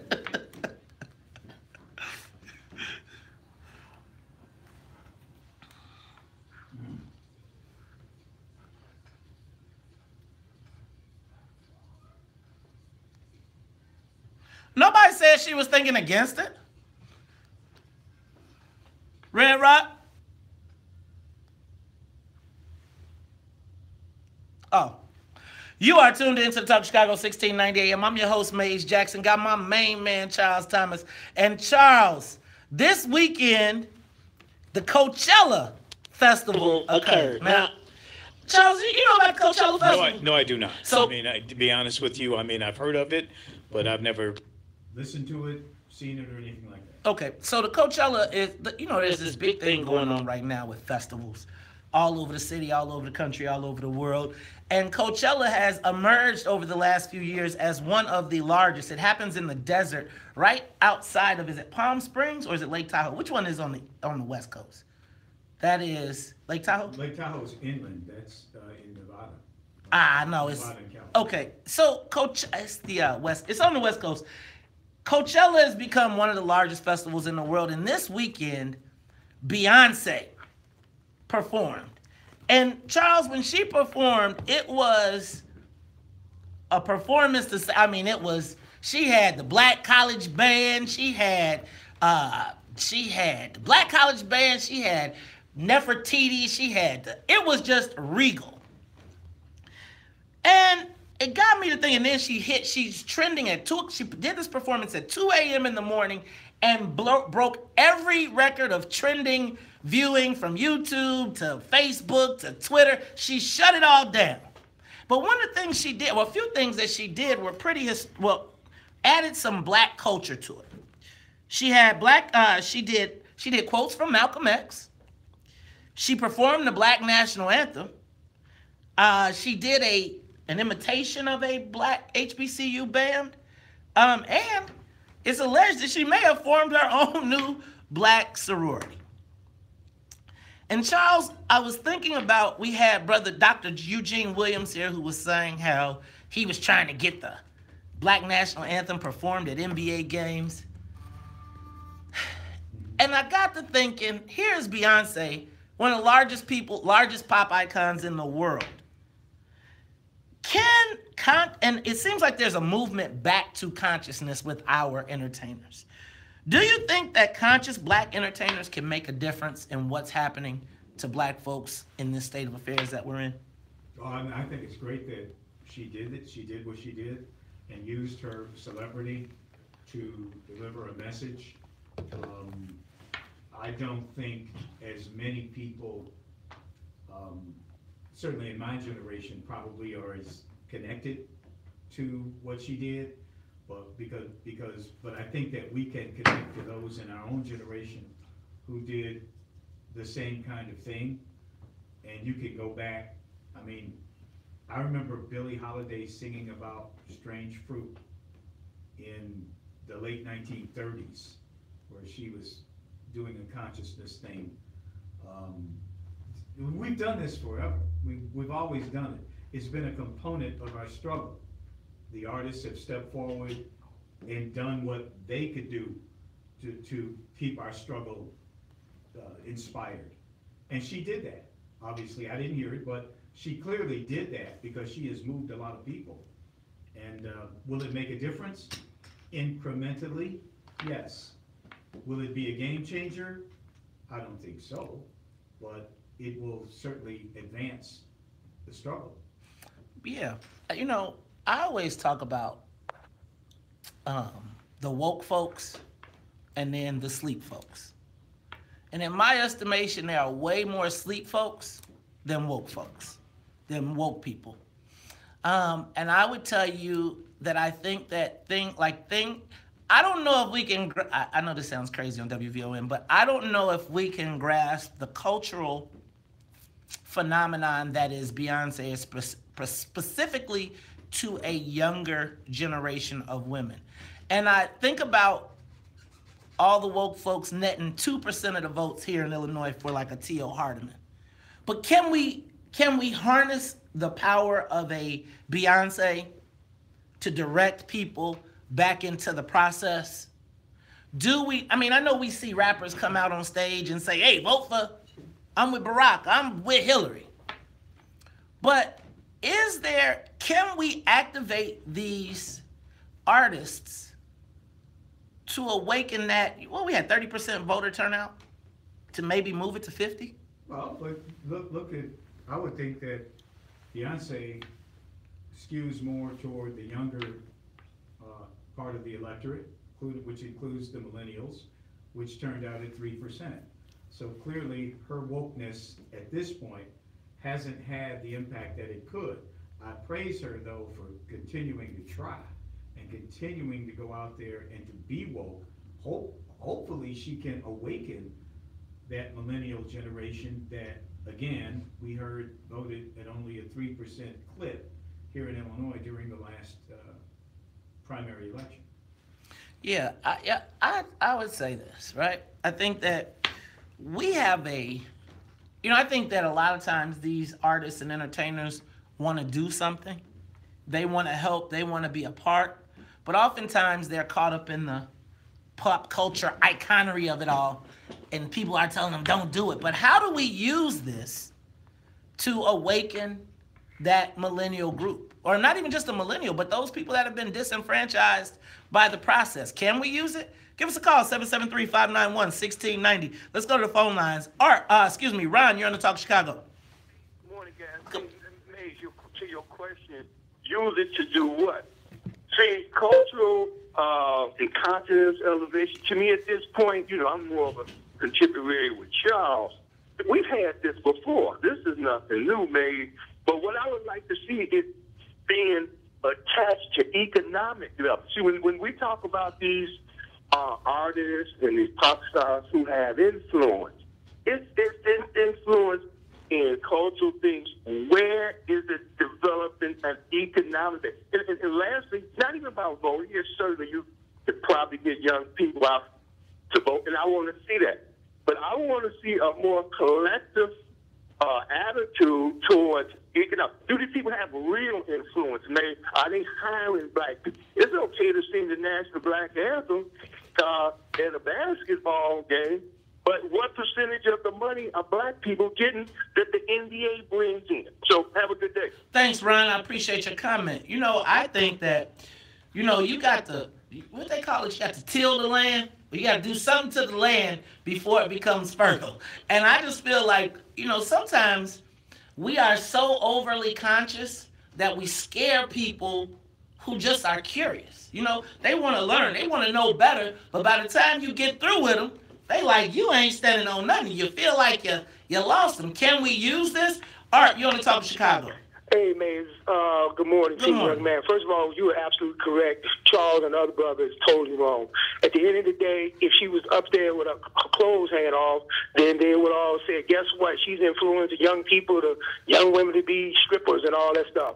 At the end of the day, the most positive thing they can say is that she is fertilizing the ground. And if she continue on that trend, as Jay-Z is doing and other artists is doing, at the end of the day, it's going to impact the young people when they see the consistency of the message she is trying to imply. And she has to do this incrementally because she's going up against strong powers. And at the end of the day, if black people who are non-supportive don't support her when they attack her, of course she'd be told out like Michael Jackson and the rest of them, because you all believe that she's some other than what she is, and may God bless. Thanks, Art. I think he said exactly what I said. I think she's definitely a positive force. Whether or not she's a game changer, I doubt that. But I think she's incrementally moving the struggle forward, using her talents and her skill set. Ooh, it's the Talk Chicago, 1690 AM. We'll be back after traffic and weather. More of the morning show with Maze Jackson coming up.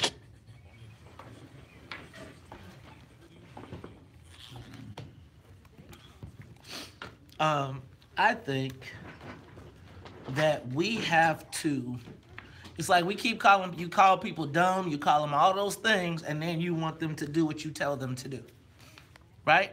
So, Nicole, I'm not tripping on you at all. I just want to talk to you about, and I'm not tripping on you. I'm suggesting that the elitism that comes with being quote-unquote woke, being smarter than everybody, like they stupid, only keeps us further in the hole. Why? Because those are the people that we want. So if Beyonce can get people to go to the polls, and she ain't smart, but they just do what she say, we've got to pour into her, and we've got to pour into them. But I would say that's a tool, right? I think you've got, if you're gonna win, we are entertainment and easily distracted people. Not a diss until we get a focus. And it would be crazy, in my estimation, to ignore the area where we succeed, the areas that we succeed the most. So, you think about a Beyonce performing in front of hundreds of thousands of people and sharing a message of Black National Anthem. Dag, she did the Black Panthers with the lemonade stuff. But think about how many people was like, well, what's that about? Then you think about Dr. Claude Anderson, and I'm not tripping as a diss, right? But he's trying to fill up the Harold Washington Cultural Center.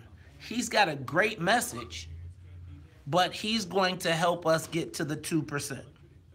Beyonce gets you out of the 2%, right? Into the others. She gets you out of that 2%. That's all I'm saying, right? And into that other place. And if she ain't like, they lame, but she like, man, listen to what you got to say. If she brought the minister on stage, does that win? Is that a win or is that a lose? Everybody be talking about that was the greatest thing ever, right? So all I'm saying is, y'all, we got to use the tools in the toolbox. Don't stop talking down to people. Stop calling people stupid just because they ain't got your level of understanding on a subject or a topic, right? Everybody, that's what makes the world diverse. I think that we live in this bubble that makes us think that because we see what's happening, but in a lot of cases, we're able to avoid the things that are happening that most people are dealing with. So Frank cannot come on with us and try and Sam. Okay. This is what happened with court I'm on gonna do Friday. this at 8:50. Okay. Yeah. And then this timeline really doesn't need any highlighting because it just breaks down all the good stuff, each one. Huh? I said the timeline, I don't think you're going to really need it, but Okay. the highlighting doesn't need to be there because everything's in 2 sentences. Okay, cool. Okay. All right. But when you say dumb down, right? Hey.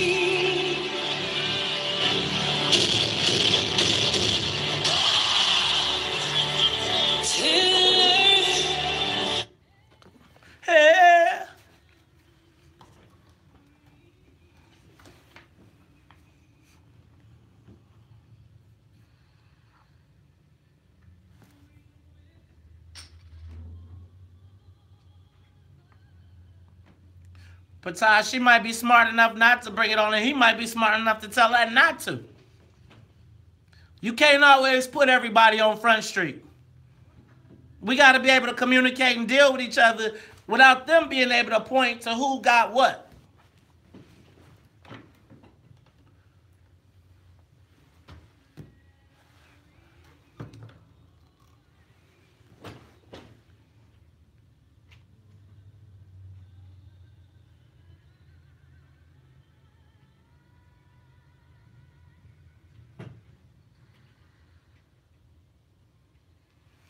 You are tuned in to the Talk of Chicago, 1690 AM. That is Beyonce Knowles performing the Black National Anthem at the Coachella Fest. And we are asking, can pop artists, you know what, can these pop artists make a difference? Charles, you like you got something to say?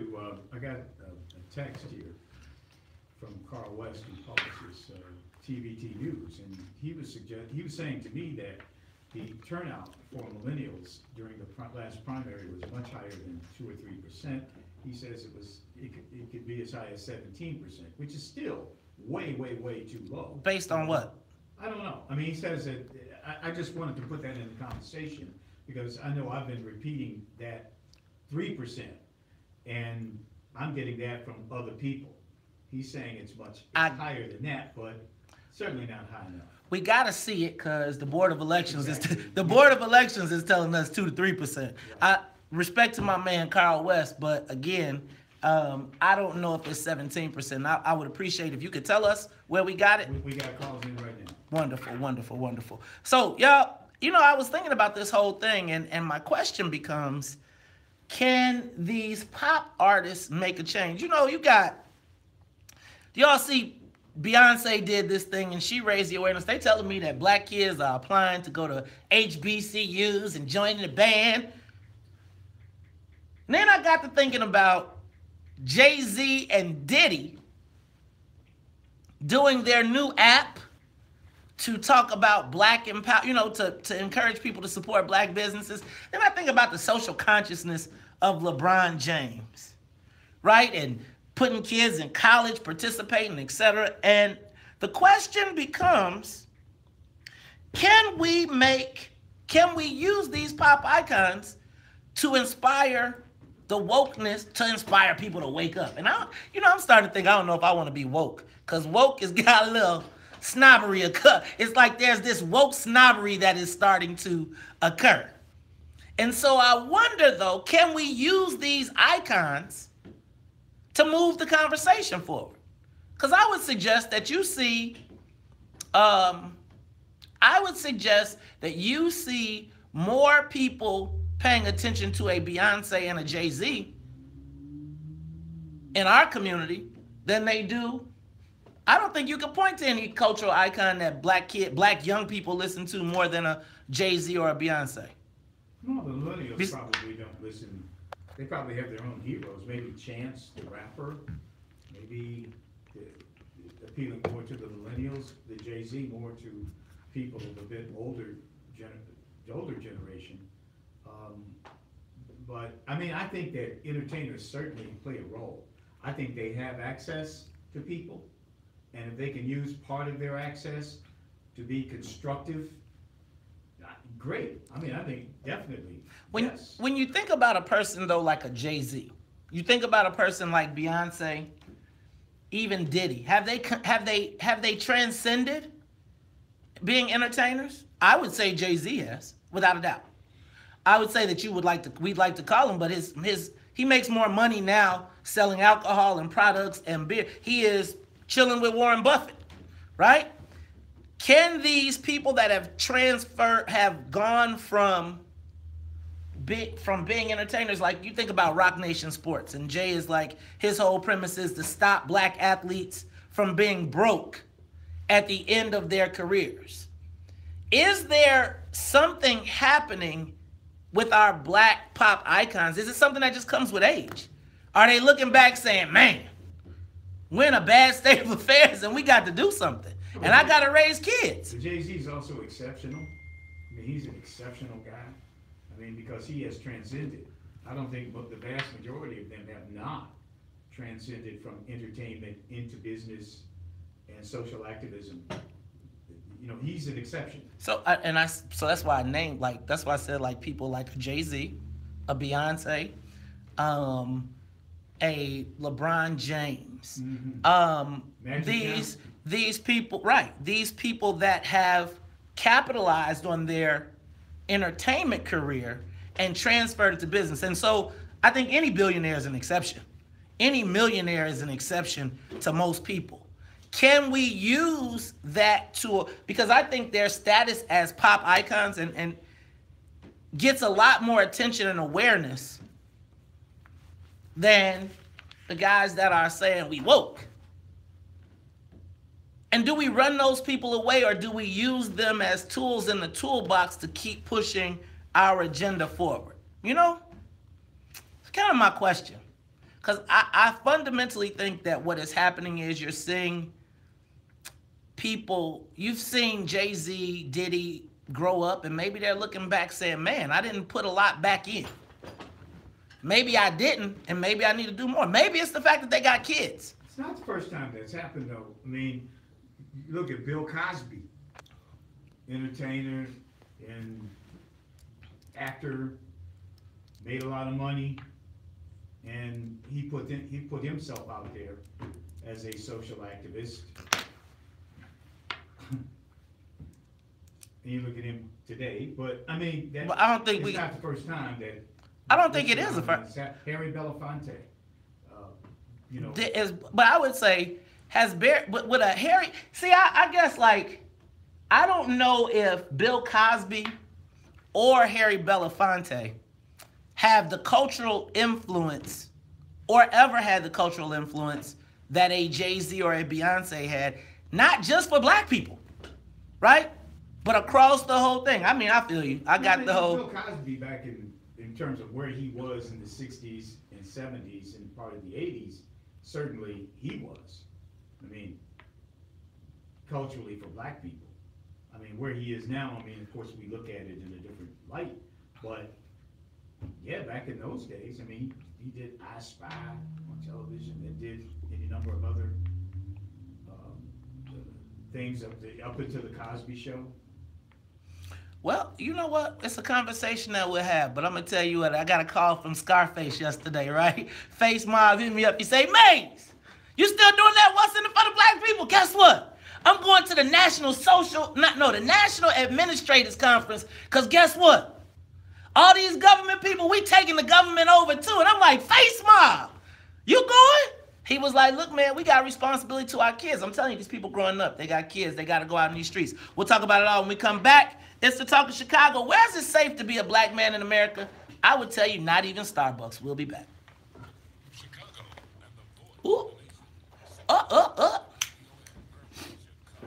So, hey, Tony Rome, I don't think that millennials are checking for Jay like that, but I think Jay is now past millennials checking for him, right? It's like you checking for, the millennials are checking for the Kevin Durant's. Who got Kevin Durant? The millennials are checking for Vic Mensa. Who got Vic Mensa, right? You got to look at the influence that the dude got as far as sports, right? Think about empowered black athletes. Think about LeBron James's big brother was who? Jay-Z, right? When Jay was like, man, think about how business is done. Think about what he's doing in the sports marketing arena, where the white folks have taken multi-millionaires with hundreds of millions of dollars of contracts and put them out of business.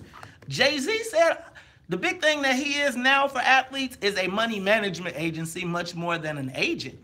So again, I'm not, hey man, fake, y'all don't believe me? Where's my phone? I had to do it too.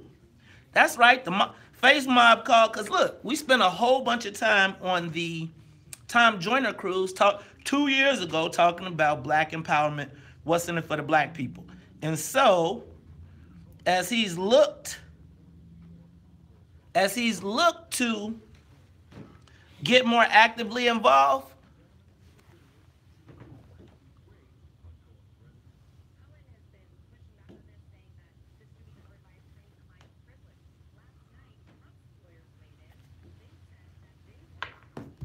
hey y'all, I keep telling y'all, it's something happening in the black community.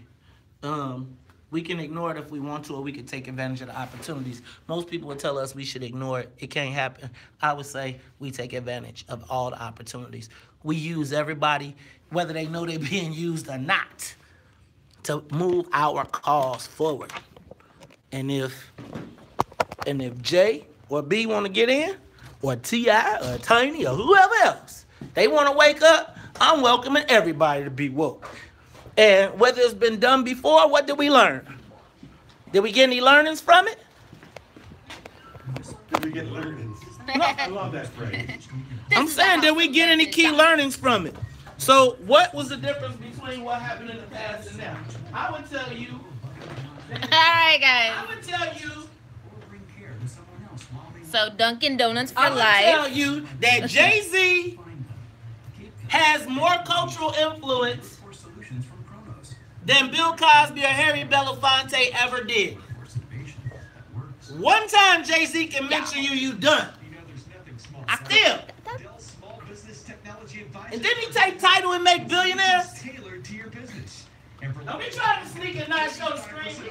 We see you. I wonder in his staff how many black people he has worked. Jay-Z staff, because I saw a picture. Visit Dell.com/businessdeals. That's 877 by Dell. I don't know. I love the symphony. I do, guys. Y'all been outside? Let's see. Okay, there's not that much snow. This is my view, guys. I'll show you my view. This is what I see, right? So I can see outside a little bit. I got all this going on right here, but let's go back. Yes, sir, man. We gotta find one national black topic a week. We should do the president's tweet desk and Black Twitter. I think those are fun. So when y'all see our commercial, it's gonna say, some will say, tune in every week to Intellectual Dialogues. What do I say? Intergenerational. I say Intellectual Dialogues. And then Salim comes in and he says, Intergenerational Dialogues. Wait until you see the promo. It's gonna be a good spot. You saw it? What's that? What you left? Look. When you said it. Oh. You got it? Did they got corrected on the first. Yeah, he sent it to me. Show time. Oh, you want to show it? Not yet. Huh? No. You trying to hide it? Hide it? No, I wanted to show you this. You like this? I'm gonna move it around, but I went and I found some old school pictures. Oh, that's kind of cool. Let's talk about this. Show me. Hey, y'all, it's the WVO. You know, I feel kind of crazy trying to do yoga in a suit. You know that? I'd be like, that doesn't look very good.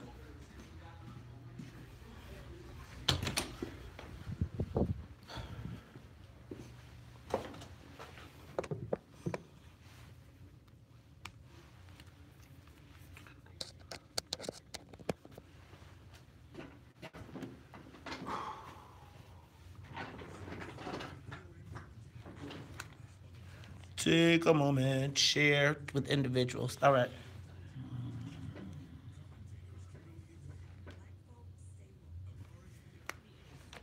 Tone, you hating, man. Stop hating on Hove, man. But go back and look at that. 17 platinums.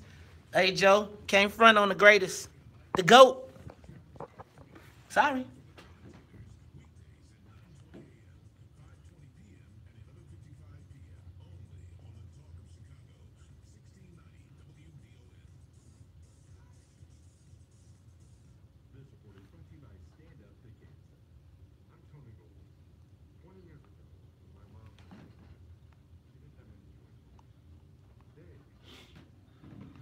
Guys, I don't think you can't be mad at, like, I think it's like everybody wants to analyze the process of how everybody got to where they are. Like, it seems like the answer is always to try and figure out how can you denigrate why somebody got there as compared to welcoming them into the state of consciousness, right? Why does it seem like, so you got the biggest dude in the game trying to move towards your position, but you like, I don't like it with the car he drove to get here. I don't like his path, right? All I'm telling you, okay, right? So meanwhile, you got 600 people looking at you. He got 60 million, but you like, I'm gonna be cool with me and my 600 viewers talking about how asleep they are. Dummies. Oh, I'm sorry, not dummies. Not dummies, not dummies. But if you can use a platform to elevate what you're trying to do and someone's will, you don't kick them to the curb because they got the distribution outlet. You bring them along and you hopefully educate them along the process.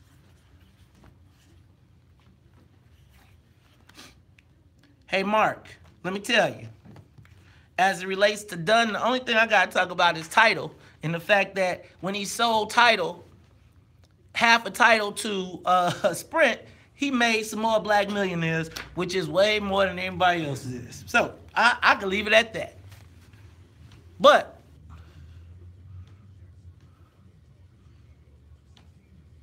the millionaires he made ain't.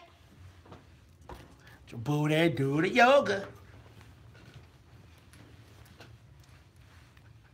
My forehead is always shining. You can't stop my shine. I put Vaseline on every morning.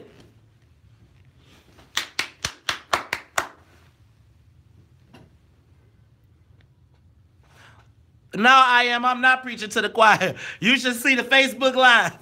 We got everybody hating. My own private dancer.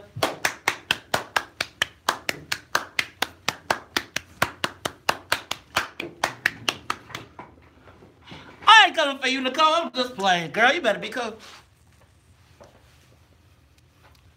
Boom.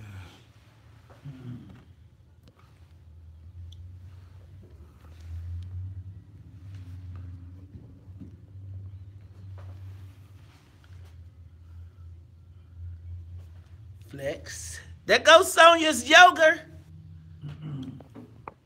But the world on my shoulders.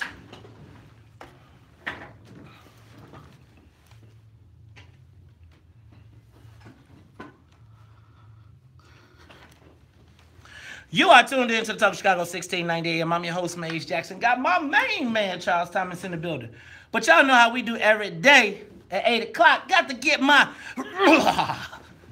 yoga stretch on. But you know we can't do the WVON morning show without the morning show team. Got to say what's up to Annette Flournoy in the newsroom, as well as Miss Sonia Escobar. She is the musical conductor of the Soul Plane. I'm your man, Maze Jackson. My main man, Charles Thomas. And Charles, tell me you saw what happened at Starbucks in Philadelphia. Man, you know, what I really love, though, was the way the brothers reacted, because you could see it on their face.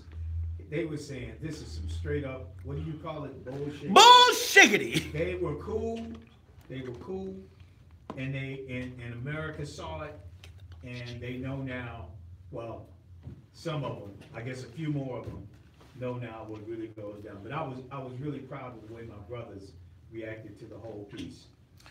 So, for those of you that don't know, this past weekend in the at a Starbucks in Philadelphia, the city of brotherly love. Shoot, it ain't nothing. Ask Christmas addicts. They don't love no brothers. They don't love brothers in none of the Liberty cities. In like Boston too. Mm-hmm. Yeah, go be a black man in Boston. Talk about that. But Charles, so basically for our listeners and viewers who don't know, and you gotta have been under a white rock if you do not know this black story.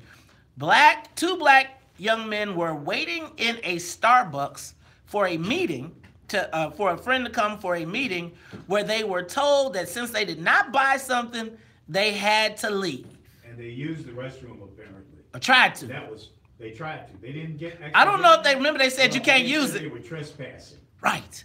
So, Charles. Now let me start here. I thought that Starbucks billed itself as a place to meet. I see people go into Starbucks at 8 o'clock in the morning and stay there until 3 o'clock. And they have meetings, they set their laptop up. It's almost like an office.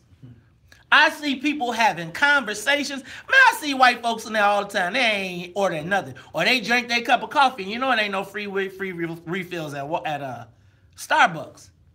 And they don't ever seem to have a problem. What was so special about these two brothers that made them get the call that they was trespassing? I think it also, in all fairness, I think it has to do with the particular Starbucks. Because, I mean, I've gone into Starbucks and sat there and waited for meetings and had meetings, and I don't even like their coffee. I don't like it now. So, but I think it has to do with the particular Starbucks and the management of that Starbucks, in all fairness. Oh, so you know me, man. Because I be like, I ain't trying to be fair. Because fairness never works for black people. And all I know is this whole Starbucks deal has got me a little ticked off, Charles. You know, you go to Starbucks and they make you... So apparently they told these guys that they had to buy something before they could use the washroom. Mm-hmm. Now, that is actually a reality.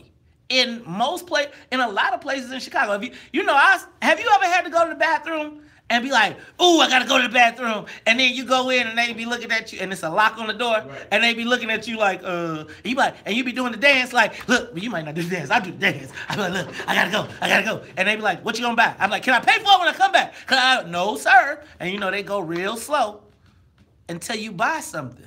I've gone actually into places and bought something because I knew it could be an issue to use the restroom. Right, you go with your money. Like, Charles, are there stores that you go, like, when you going and you look at the people and you going to ask to go to the bathroom and you just reach for your pocket because you know you need to buy something because they not going to let you?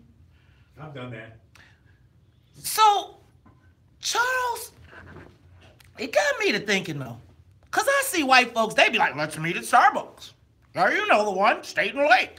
Well, not the same Lake, Lake and Randolph.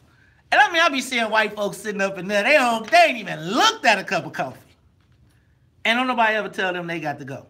These guys were accused of trespassing. Now, was it the store manager or was it because it probably was. It probably was. But then I think what really put the capper on it is that the guy who they were going to meet was a white guy. He walks in and says, "Why y'all arresting the people I gotta meet with?" And they, I guess at that point, it called the police. And so the white guy is standing there and saying, "Hey, this is some, as you put it, bullshiggity. Why are you doing this? What's going on?" Then apparently the other white people in the Starbucks chime in and say, "This is ridiculous. What are you all doing?" They were just sitting there waiting. Like, white folks, look, and can I tell you what, though? It's kind of like you kind of, I kind of said them brothers knew better. I said, I think I might be so Chicago socialized that I was like, they knew they couldn't go to that dang on Starbucks. Why they didn't buy some? Those brothers, though, they had those brothers were in control. Because I wouldn't have been. They were in control because they're gonna get a lawsuit out of this. Oh, they like, we get this. Because you could see on their face that they were, just above the situation. That mentally they were in control of the situation. And I think that it is an unfortunate fact of life right now for black folks that we are prepared for the bullshiggity, right? Like, you have to steal your mind, right? Because those brothers, when they called, because somebody said, I'm going to call the police. And they had to make a conscious choice to sit and stay and wait it out. But then they also had to make a conscious choice to do what you said, which is to remain cool. Because let me tell you, if they would have been like, your mama is, and cursed, look, they would have got tased, shot dead, and then the picture would have been, they lunged at me, I fell for my life, and now I'm dead. You have the right to remain silent. Dead. And but it got me to thinking, like, where is it? You can't even go to Starbucks. Hey, and then you know what, Charles? I think the CEO of Starbucks, he got a hook. I think he called the mayor. You know why I think he called the mayor? Mayor Emanuel? Because did you notice that there was a black COO all of a sudden that was standing in front of the cameras? The black lady was out there like, we must address the culture of change. It's a black woman that's the COO. They marched out to do the press conference. All the people in Philadelphia mad, looking crazy, all the black people. And here come the sister. And she was hired last. She like, wait a minute, I get the job as the COO of Starbucks. Right. Charles, you can't make this up. You can't make this up. We're not making it up. They haven't. And she like, imagine you get hired on Wednesday, right? And on Friday, you gotta go talk about some old bullshiggity about. Could you imagine her? Excuse me. What's her? I don't know what her name is, but dear Shaniqua, your first job today is we're gonna send you to Philadelphia because we've got a black people problem, and we feel like you are ideal to handle it. Charles, why is it when the white people mess up, they always want to send the black person out to be like, hold on a minute. Shit, if I was, I'd be like, nah, dog, you got to do this one on your own. We'll talk about it when we come back. Where is it safe to be a black man in the United States? Apparently not in Starbucks don't like black people now. We'll be back. Woo. See, but the problem is, it's like, and see, this is how they jam us, right? So the sister just got the job. We don't want to body slam her because she just got the job. And you know damn well that a sister at the top of Starbucks ain't really happening all that time. So now she got to walk out here and we got to be quiet. Now, we need to get what's her name? Can we find her name and can we get a clip of her talking to the press? Thank you, darling. See.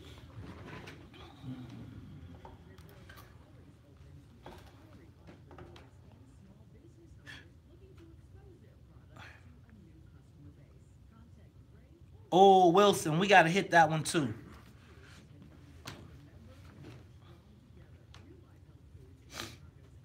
Now, see, y'all going to say she an AKA, and then the next thing you know, the woke people going to be like, I'll kill her because she Greek, and that's part of the conspiracy and the Illuminati.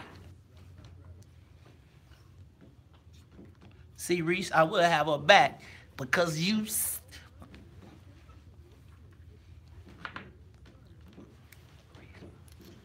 What's up, Martin William? Man, tell Sip and Savor to send me some coffee.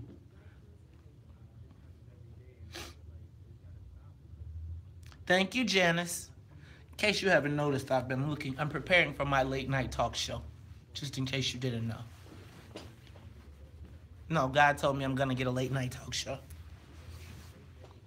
And he said I'm gonna go to California and go to Hollywood. But I told him, I said, Lord, when I go to Hollywood, I can't be messing with the Illuminati. But just so you know I'm serious, let me just remind you, right?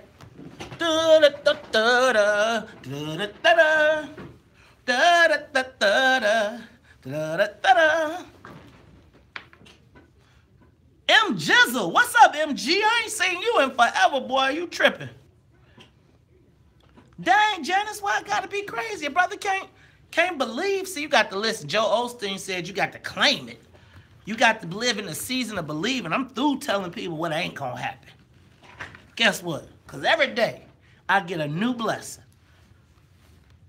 And even when I'm looking at it and being like, yo, this some bullshiggity, the Lord always comes through, y'all. I'm telling you. I ain't even like the Holy Ghost man, but I'm just telling you, I have been blessed infinitely, and you know what? I believe, so I'm speaking into existence. I'm telling you. And wait, I'm gonna have a DJ instead of a. And my first guess who it's gonna be? I bet y'all can't guess who my first guest is gonna be on my TV show. My first big guest. That's right, Patah. Check out Joel Osteen every week. Joe be giving me my inspiration. Stop that. That white boy gets it in. Is that right? Y'all don't, they didn't believe me before. They didn't. Keep on saying what I ain't gonna do. I love when people tell me what I ain't gonna do or what I can't do. Right? Everything that they told me I can't do, done. Check. Embrace the hate. Smell that hate? I love it. See, in the book, 48 Laws of Power, you always need an enemy anyway. Hey, Wilson, you tripping? Marlon Brando dead anyway. I told the Lord when I go to Hollywood, can't be none of that funny stuff. I told my little agent there too, like, hey, Joe, I ain't hearing none of that. I don't want no meetings. I don't want no meetings with the Illuminati. Hey, Janice, I talked to Matt the other day. I'm trying to get Matt to come on the show. Like, man, if I don't get him to come on the show, I'm definitely trying to get him to do a Facebook Live with me. Hey, man, me and Matt are cool, y'all. So it ain't no hate. No hate, no shade, right? I got much love. Thank you, Tony Brown. But it's always been haters. It's always been people that tell me what I ain't gonna do. I need people like that.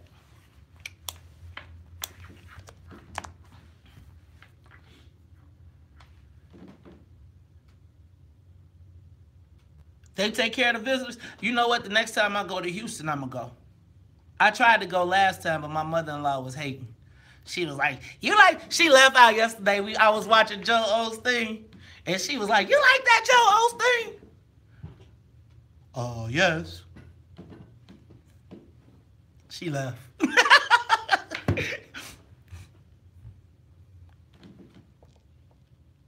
Thank you, Sammy Mo. They been asleep. Let them sleep. When they wake up, it's already over. They bleeding out.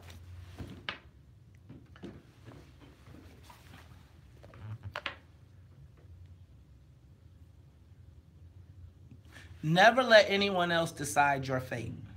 Story of my life. Never let anyone else decide your fate. Black guys sitting here eating? Yes, I know. What did they do? What did they do? Someone told me they did. They didn't do anything. I saw the entire thing. They did what? They didn't do anything. On the side. Or on YouTube. They didn't do anything.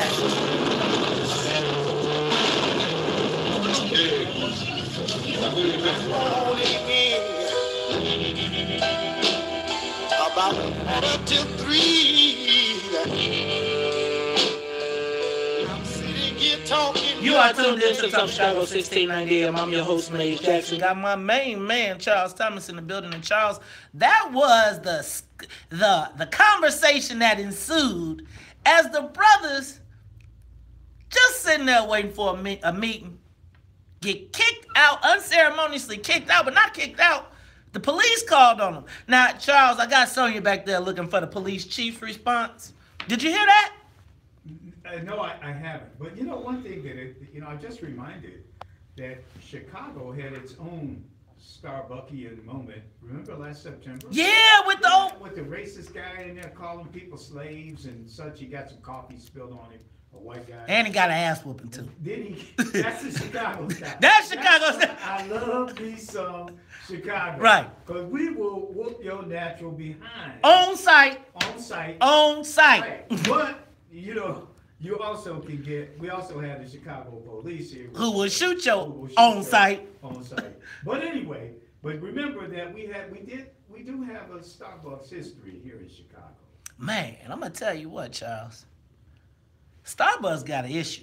Now, let me ask a question before because I need to know. Now, y'all know, are we boycotting Starbucks now? No, man. Ain't no Starbucks? I mean, I boycotted already. $5 is enough for coffee. I think the coffee's too expensive. And I like my wife's coffee anyway. But it's too expensive, and boycotting it, Starbucks is the epitome of white liberals. Starbucks is the 21st century white liberalism.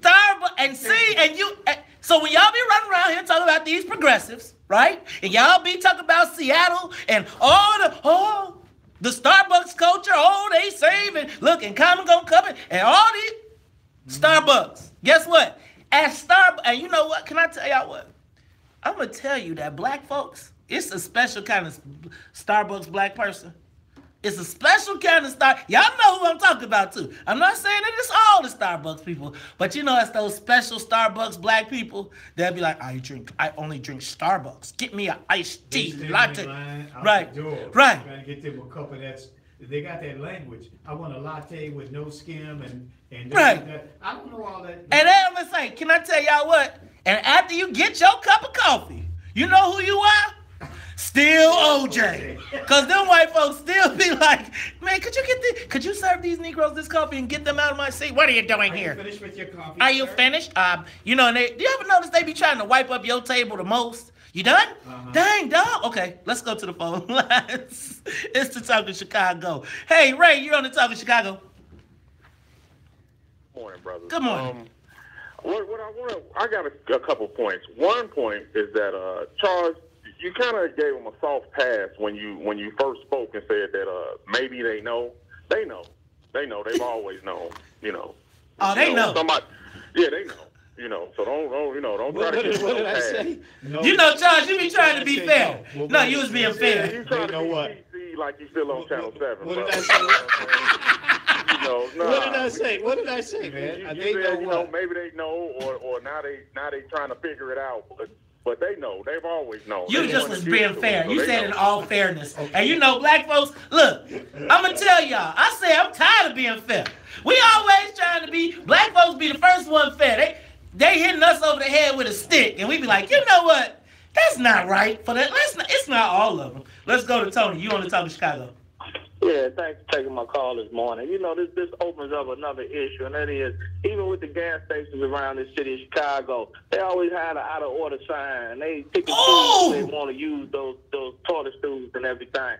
And I think, if I'm not mistaken, Alderman David Moore had introduced the ordinance to stop this practice from happening. I don't know where it is in city council, but I think it's a disgrace. If you got a restroom and it's usable, let the customers, even if people just passing by, if they have to use the restroom, I'd rather for them to use the restroom inside as opposed to, using the bathroom outside in the public way. Thanks, Tony. You know what? Now, Charles, I think right here on this show, I don't know if we was making fun or we was being serious, but Alderman David Moore made this an issue about the bathrooms and using the bathrooms. Right. But Charles, it's crazy to me that this is going hey man, help. But you know why them brothers was cool? I'm gonna tell you why them brothers was cool. Cause somebody named Shapiro hit him up and said, be cool. Don't make no sudden moves. We need you alive. We need you alive. We need you for court. We need you to show up for court. Cause Starbucks, let me tell you, I'll be like, oh, I wish they would have did that to me. Starbucks? Charles, Starbucks. Could you imagine Starbucks? Can you imagine the settlement conversation? I wish they, that's when you be like, I wish they would have threw some coffee on me. Cause you hit me? Cause I want it all. How many Starbucks you think them brothers gonna get? How many Starbucks? Uh-huh. It'd be 6 figures. Just 6? Yeah. No, man. Let's get them on the show so we can run it up to like 8. Get them on the show. Todd, find those brothers. Let's get them on. Because the second we get them on the show, the CEO of Starbucks, Ryan gonna call him. He's gonna be like, tight up. If the Philadelphia police had hit them, brutalized them, then yeah, they get 7. So you gotta get killed. you gotta get killed. Now, check. Can I tell you this though? The Chinese man on the United flight got $5 million. Yeah, but they whooped his. They didn't whoop him $5 million worth. The glass had bloody nose. Come on. Let's talk about it all when we come back. It's not safe for black people. Chinese. It's not safe for black people in Philadelphia, but Charles, it ain't even safe in Mount Greenwood. No. I guess we need. We'll talk about that when we come back. Is that news? We'll talk about it all when we come back on the Talk of Chicago. Live from the WVON newsroom, here's our news now. A snowy morning. Tax day. It's extended another day this year, so it's not because the 15th. Right, because the 15th. Yep. Because the 15th fell on a Sunday, but it's Emancipation Day in D.C. today, so you get an extra day. So taxes aren't due until midnight tomorrow. Do you see this?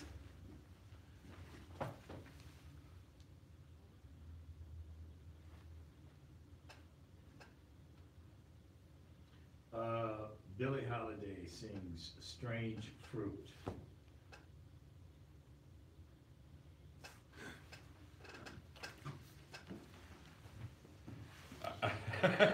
Is there a link to anything there?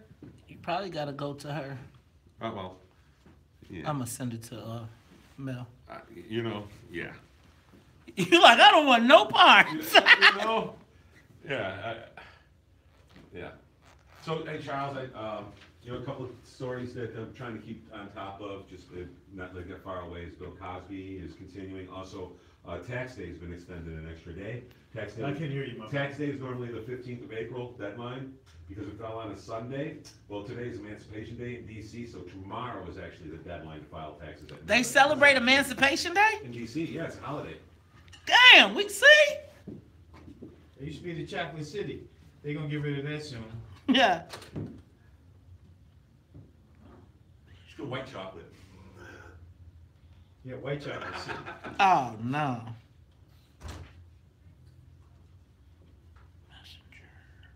Thanks, Carissa. Miss Parker.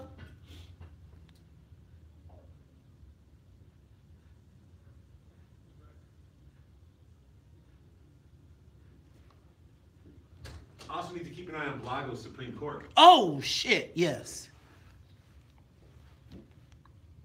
Too much to talk about, not enough time. We need 3 more hours, man. You gonna need to be about. You gonna need about 60, right?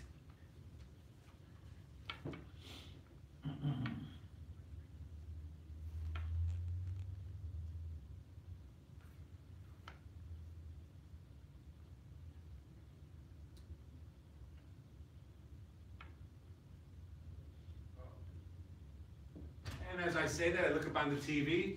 Supreme Court will not hear Blago's case.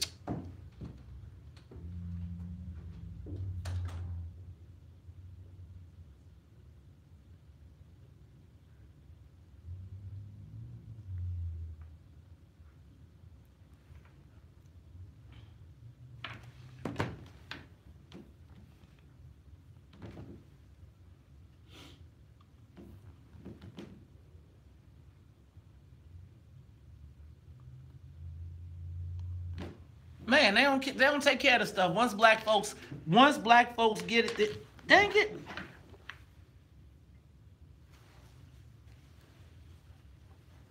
Damn, y'all, I just broke my cufflinks. Once black people get it, then they don't worry about the maintenance. Benign neglect.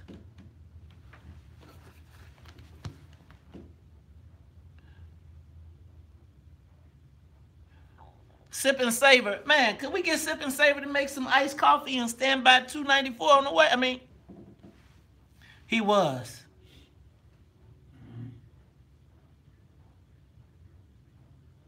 And shoot, they don't even want you fixing in Mount Greenwood.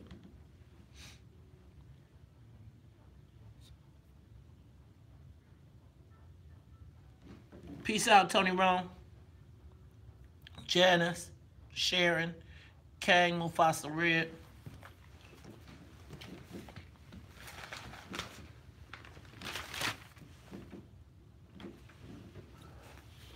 Take a moment, share the broadcast.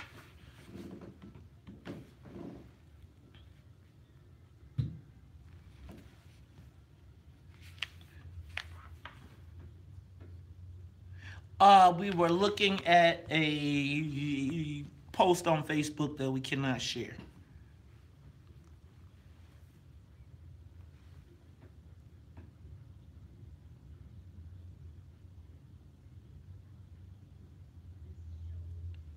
Crazy. Crazy.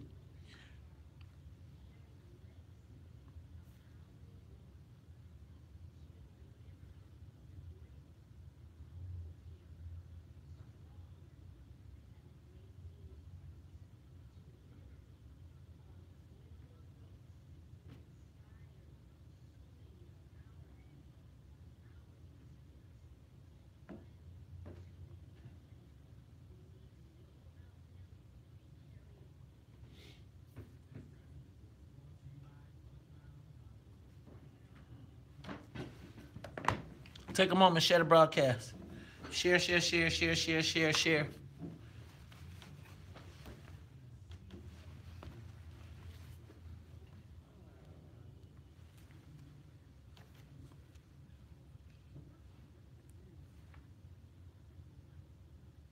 What? Free ride.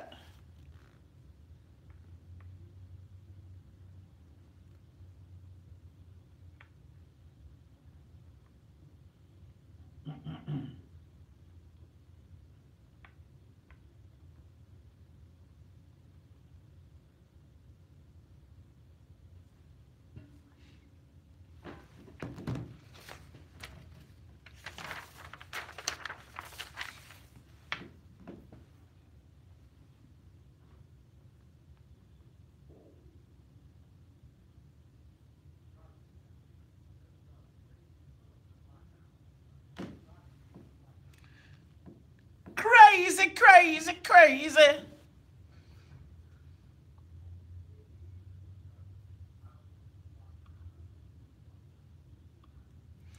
Y'all know how to do the bus stop? They just said they are not going to hear Blake O's case.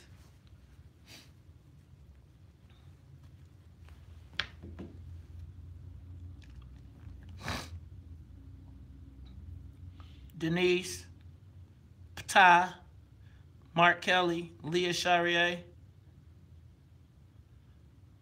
Just wear your pajamas to work day. Y'all got to tell me that the night before. I got some good pajamas.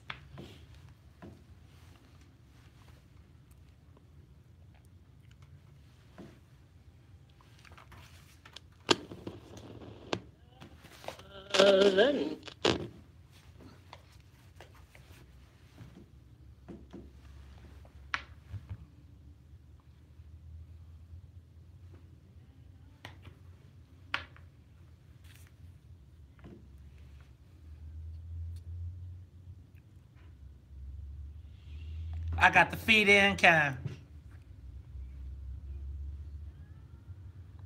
Charmaine, you know, with the white stuff on the bottoms. I got the thing on the back with the 2 buttons.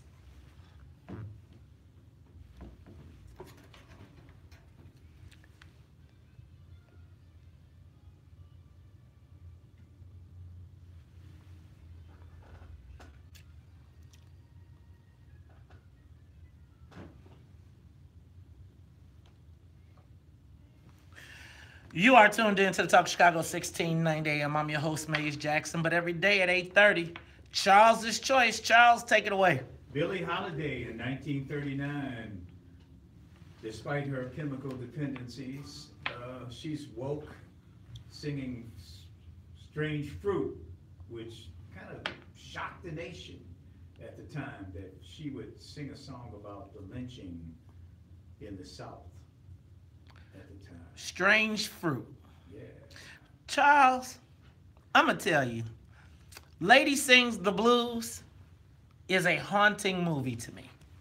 You know how you see a movie when you were a kid, and the images of the Klan, and when they was on that train, and man, bro, and so when you played that song, it just sent chills. Yeah. Cause you know, when I was a kid, just the thought of Ku Klux Klan would just make me just scared. I don't know if it was seeing Roots, whatever, but this song just conjures up those memories. Man. Yeah, there's a fear component that America keeps us uncomfortable, and they use that image of the Klan to do that. I mean, they've done that for 150 some years now. It is the WVON Morning Show. I'm your host, Maze Jackson. Got my main man, Charles Thomas. Charles's Choice every day at 8:30. Strange Fruit, Billie Holiday. Charles, I knew that one. And there is no Jay-Z remix. And we're going to let it ride the way that it is. But Charles, speaking of Strange Fruit, you know, they talk about, that song was about black people hanging from trees in the old South. Right, and let's hope that we hear Beyonce's voice 80 years from now. I have no doubt that we shall. But, Charles, that strange fruit that's hanging on the trees in the South, in the 1939 South, can be found slumped on the ground on the south side of Chicago in a community called Mount Greenwood. Did you see the story about the young man? This happened a year ago. But as I was, they're reviving the story about the, you remember the story? Oh yeah, I remember the story because there was a family that had lost a son, uncle, cousin, and they were going to the funeral, to the cemetery, or coming back. Was it coming back or going? I think it was coming back. Coming back from the cemetery, and they had to go through the Mount Greenwood neighborhood, which is a place where it's predominantly white still on the southwest side, and a lot of police officers and firefighters and city employees live there because it's still a white enclave in Chicago. And as they go through, apparently what's being reported over the weekend is that as the funeral procession moved through, somebody used the N-word. One of the local people called some people in the procession the N-word. Not in Mount Greenwood. Not in Mount Greenwood, right. And and then one of the young men, I can't remember his name, I got it, do I have it in front of me? Well, one of the male participants in the procession, he gets out. Joshua Beal, the 25-year-old father of two, from Indianapolis. And he takes issue with being called the N-word. And apparently a couple of cops get involved, off-duty cops, and Mr. Beal is shot. And becomes the strange fruit. Charles, so, you know, I was reading this story, and, you know, I just think like this, right? Like, where is it that they still just have the outburst of the word Negro? Right? And you gotta think like, they gotta be back in the land of 1950.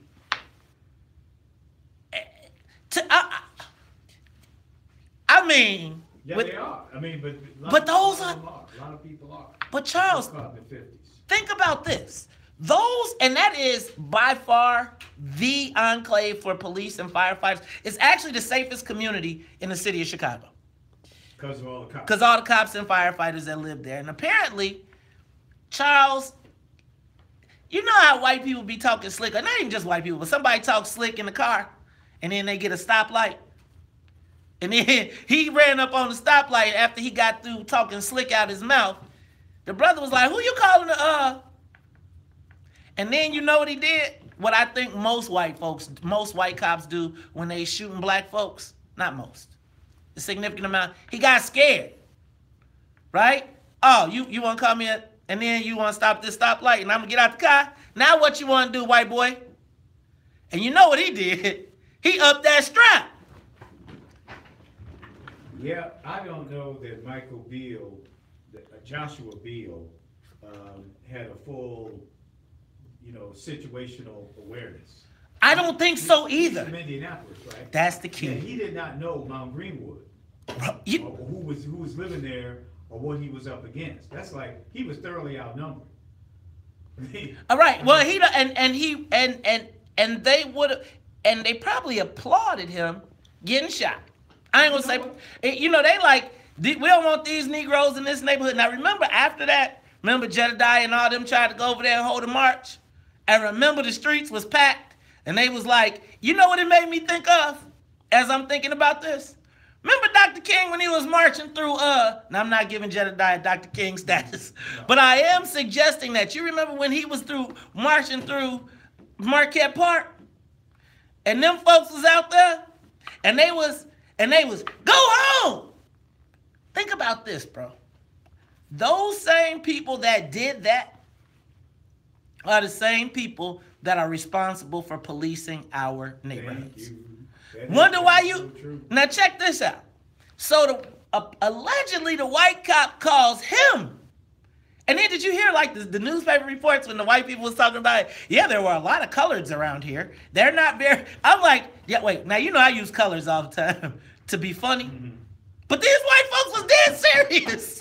They were like, well, we're not used to seeing a lot of coloreds around here, so that's just abnormal anyway. Apparently Beal, at least one report from last fall, said he got out, once he got out the car and said, y'all not the only ones out here with a gun. Right. And he went out like he's going to do battle in Mount Greenwood, one black man against, He just didn't know, Charles. He did not know. I mean, in the Civil War, if you read Civil War history, the generals always talk about who has the best ground. You never put up a fight unless you got good ground. My boy Joshua Beal did not have good ground in Mount Greenwood. Don't no black person got good ground in Mount Greenwood. You drive, Charles, I got to go over there like Tamaris and the Brother Rice. Let me tell you what. I hate every stoplight. 10 and 2, I look straight ahead. I don't even look to the right or the left because them white boys be glaring at you in Mount Greenwood. You ever tried to get some fish from DeCola's? No. I stopped. I like DeCola's. I don't like going there. Woo-wee! It's the Talk of Chicago. Hey, y'all, is it safe anywhere in this country for the black man? We'll talk about it all when we come back. It's the Talk of Chicago. The colas. Hey, man, you really want to go somewhere? Try to go get you some Gertie's chili. Try that one. Try to go there. Or try to go to Wojo's. I went into Wojo's one day to get a hot dog. Man, look, the little white boy, the little 12-year-old white kid was like, what are you doing here? Right? And think about all the black kids that go to Brother Rice and Marist and all of them, and they got to travel through that neighborhood. Hey, y'all, my son plays in the Southwest Suburban Catholic League. Let me tell you, we are the only integrated team in the Southwest Catholic League, and we ain't even really integrated, but they look at us like the Negro team. Like when all of the teams in the Southwest, like St. Christina, St. Cajetan, all of them, let me tell you how them people be. You be like, ain't this church? Ain't this a Catholic is church, right? Let me tell y'all what.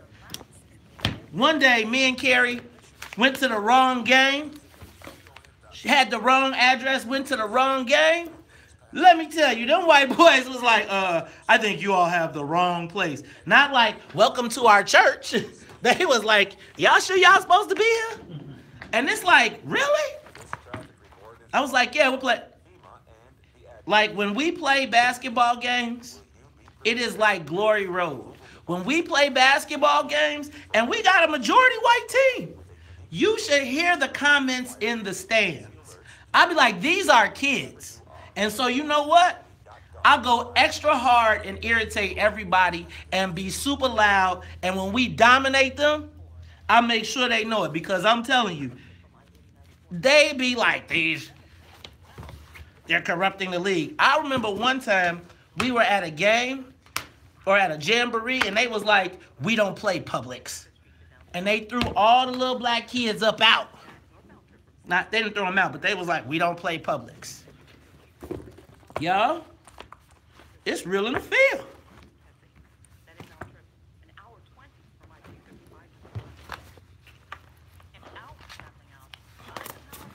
Take a moment, share the broadcast. Let's see who does my show next.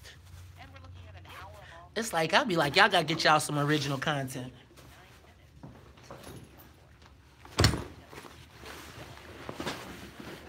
See how many of mine come back right now.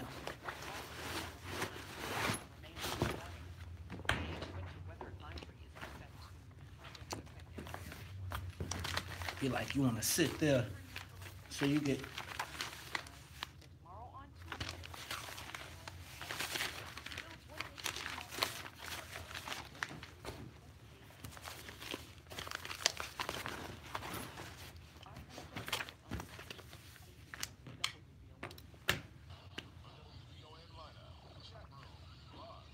Hey, Tanil. Smoker's lip balm. Not that anybody smokes.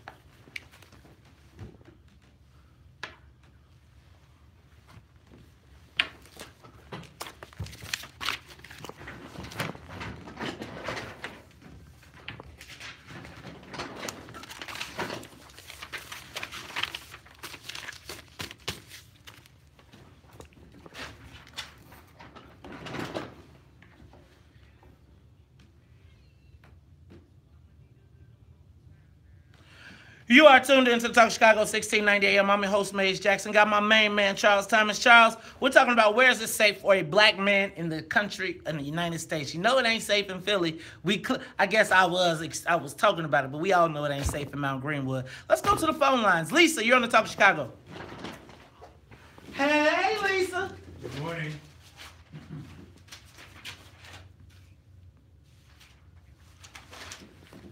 That's my girl.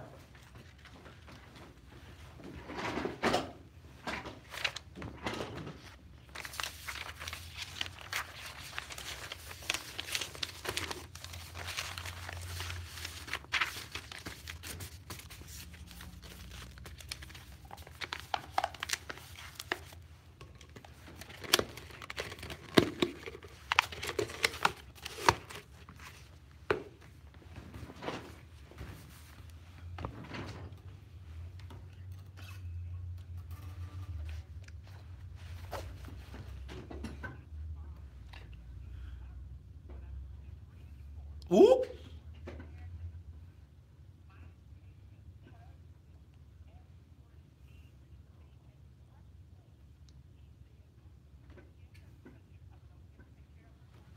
And this was this. Oh, I'm sorry, Lisa. I'm sorry. I apologize for hitting the button. Lisa, see, Charles, think about that. Can I tell you what I would have did, though, Lisa? I'll let her die. Sorry. Bye. Bye. You don't like it? Bye. Go ahead. Hope you're on the South Chicago. Good morning, gentlemen. I believe it's safe for black men at the water tower in Chicago. Do they have a Starbucks there? No, they do. They probably do have a Starbucks. It ain't safe for no brothers over there, too. Let's go with CL. CL, you're on the South Chicago. Hey, good morning, guys. How y'all doing? Hey, it's safe at Harold's Chicken, maybe. How about that? That's the only place. And you know what? You better be. It depends on which Harold's you go to, right? That's true. It depends on which Harold you go to. Charles, I think they're trying to answer where actually is it safe for a black man in the United States? That's an excellent question. I mean, where is it safe for a black man? I think Bernard is a little mad at me. Bernard, you want to talk Chicago? Hey, Brother Mays, how you doing? I'm great.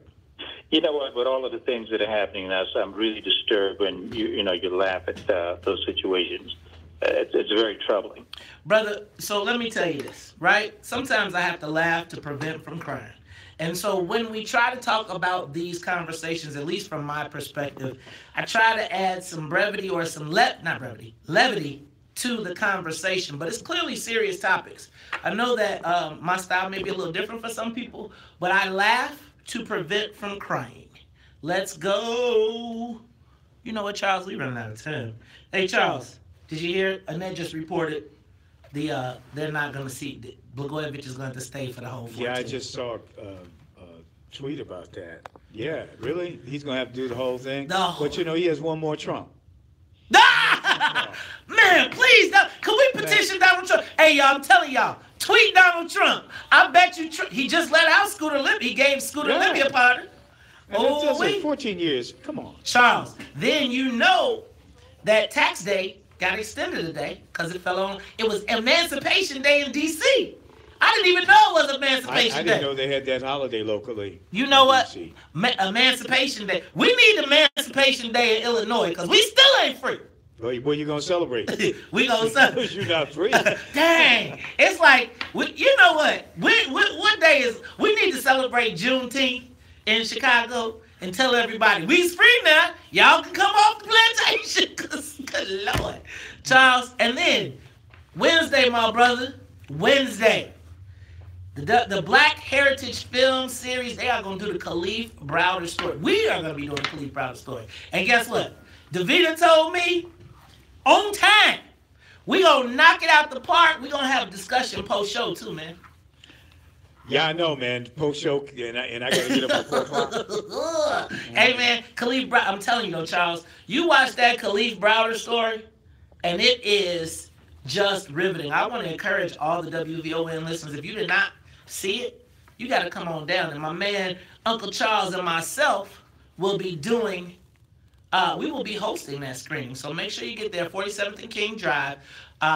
Doors open at 6. Showtime is at 7. Yeah, did you want to say? No, I have an obligation on Thursday, so I won't be here anyway. But I still got to get up early because I got to do something. But it's gonna be a late night, but it should be well worth it. Charles checking that bag. That is a phenomenal film. It is. If you're not moved by that, then there's nothing else that can move you. So like Bernard just snapped on me. I had to laugh at the Khalif Browder story. You have, because if you can't transport yourself away from that moment, if you empathize with that brother, you will not be able to imagine what he went through. Charles, when he told the story about, having the intestinal fortitude that they said you could go home tonight if you sign and say you're guilty. I've been in that situation, and can I tell you, I signed the paper. I was like, I go home today. Today, right now. You sign this, Mr. Jackson, you can go. And so the pressure that one feels and to stay, and then they put him in, he was in jail for 3 years for a backpack. And the guy went, and guess where the guy went back to that accused him? Mexico. You know, the thing is, you think a lot about your son. You think about your grandsons. You think about young black men and what they must endure in this society, even if they're not at all, even peripherally involved in any of the nonsense that we know goes on. But innocent, thoroughly innocent young black men are in jeopardy because of the system. And check this out, bro. They kept him in jail for $500. $500. $500. And how many young black men are vulnerable to the tune of $500? Think about that. You can have your life taken and stolen from you as a black man. $500. That's why you gotta come to see the Khalif Browder story this Wednesday, Harold Washington Cultural Center, 47th and King Drive. Now, for Annette Flournoy in the newsroom, for Miss Sonia Escobar, she is music conductor of the Soul Plane. For my main man, Charles Thomas, I am the host of the WVON Morning Show, Maze Jackson. And if they don't like it, you can still tell them. Maze said, we out of here. Peace. The talk of Chicago and the voice of the nation. 1690 WVON, Berwyn, Chicago. Let it snow in Chicago in April. Temperatures currently in the 20s. Good morning, I'm Annette Flournoy in the headlines. And the fire's blazing, so baby, let it snow. Let it snow. Let it snow. Let it snow. Come over here.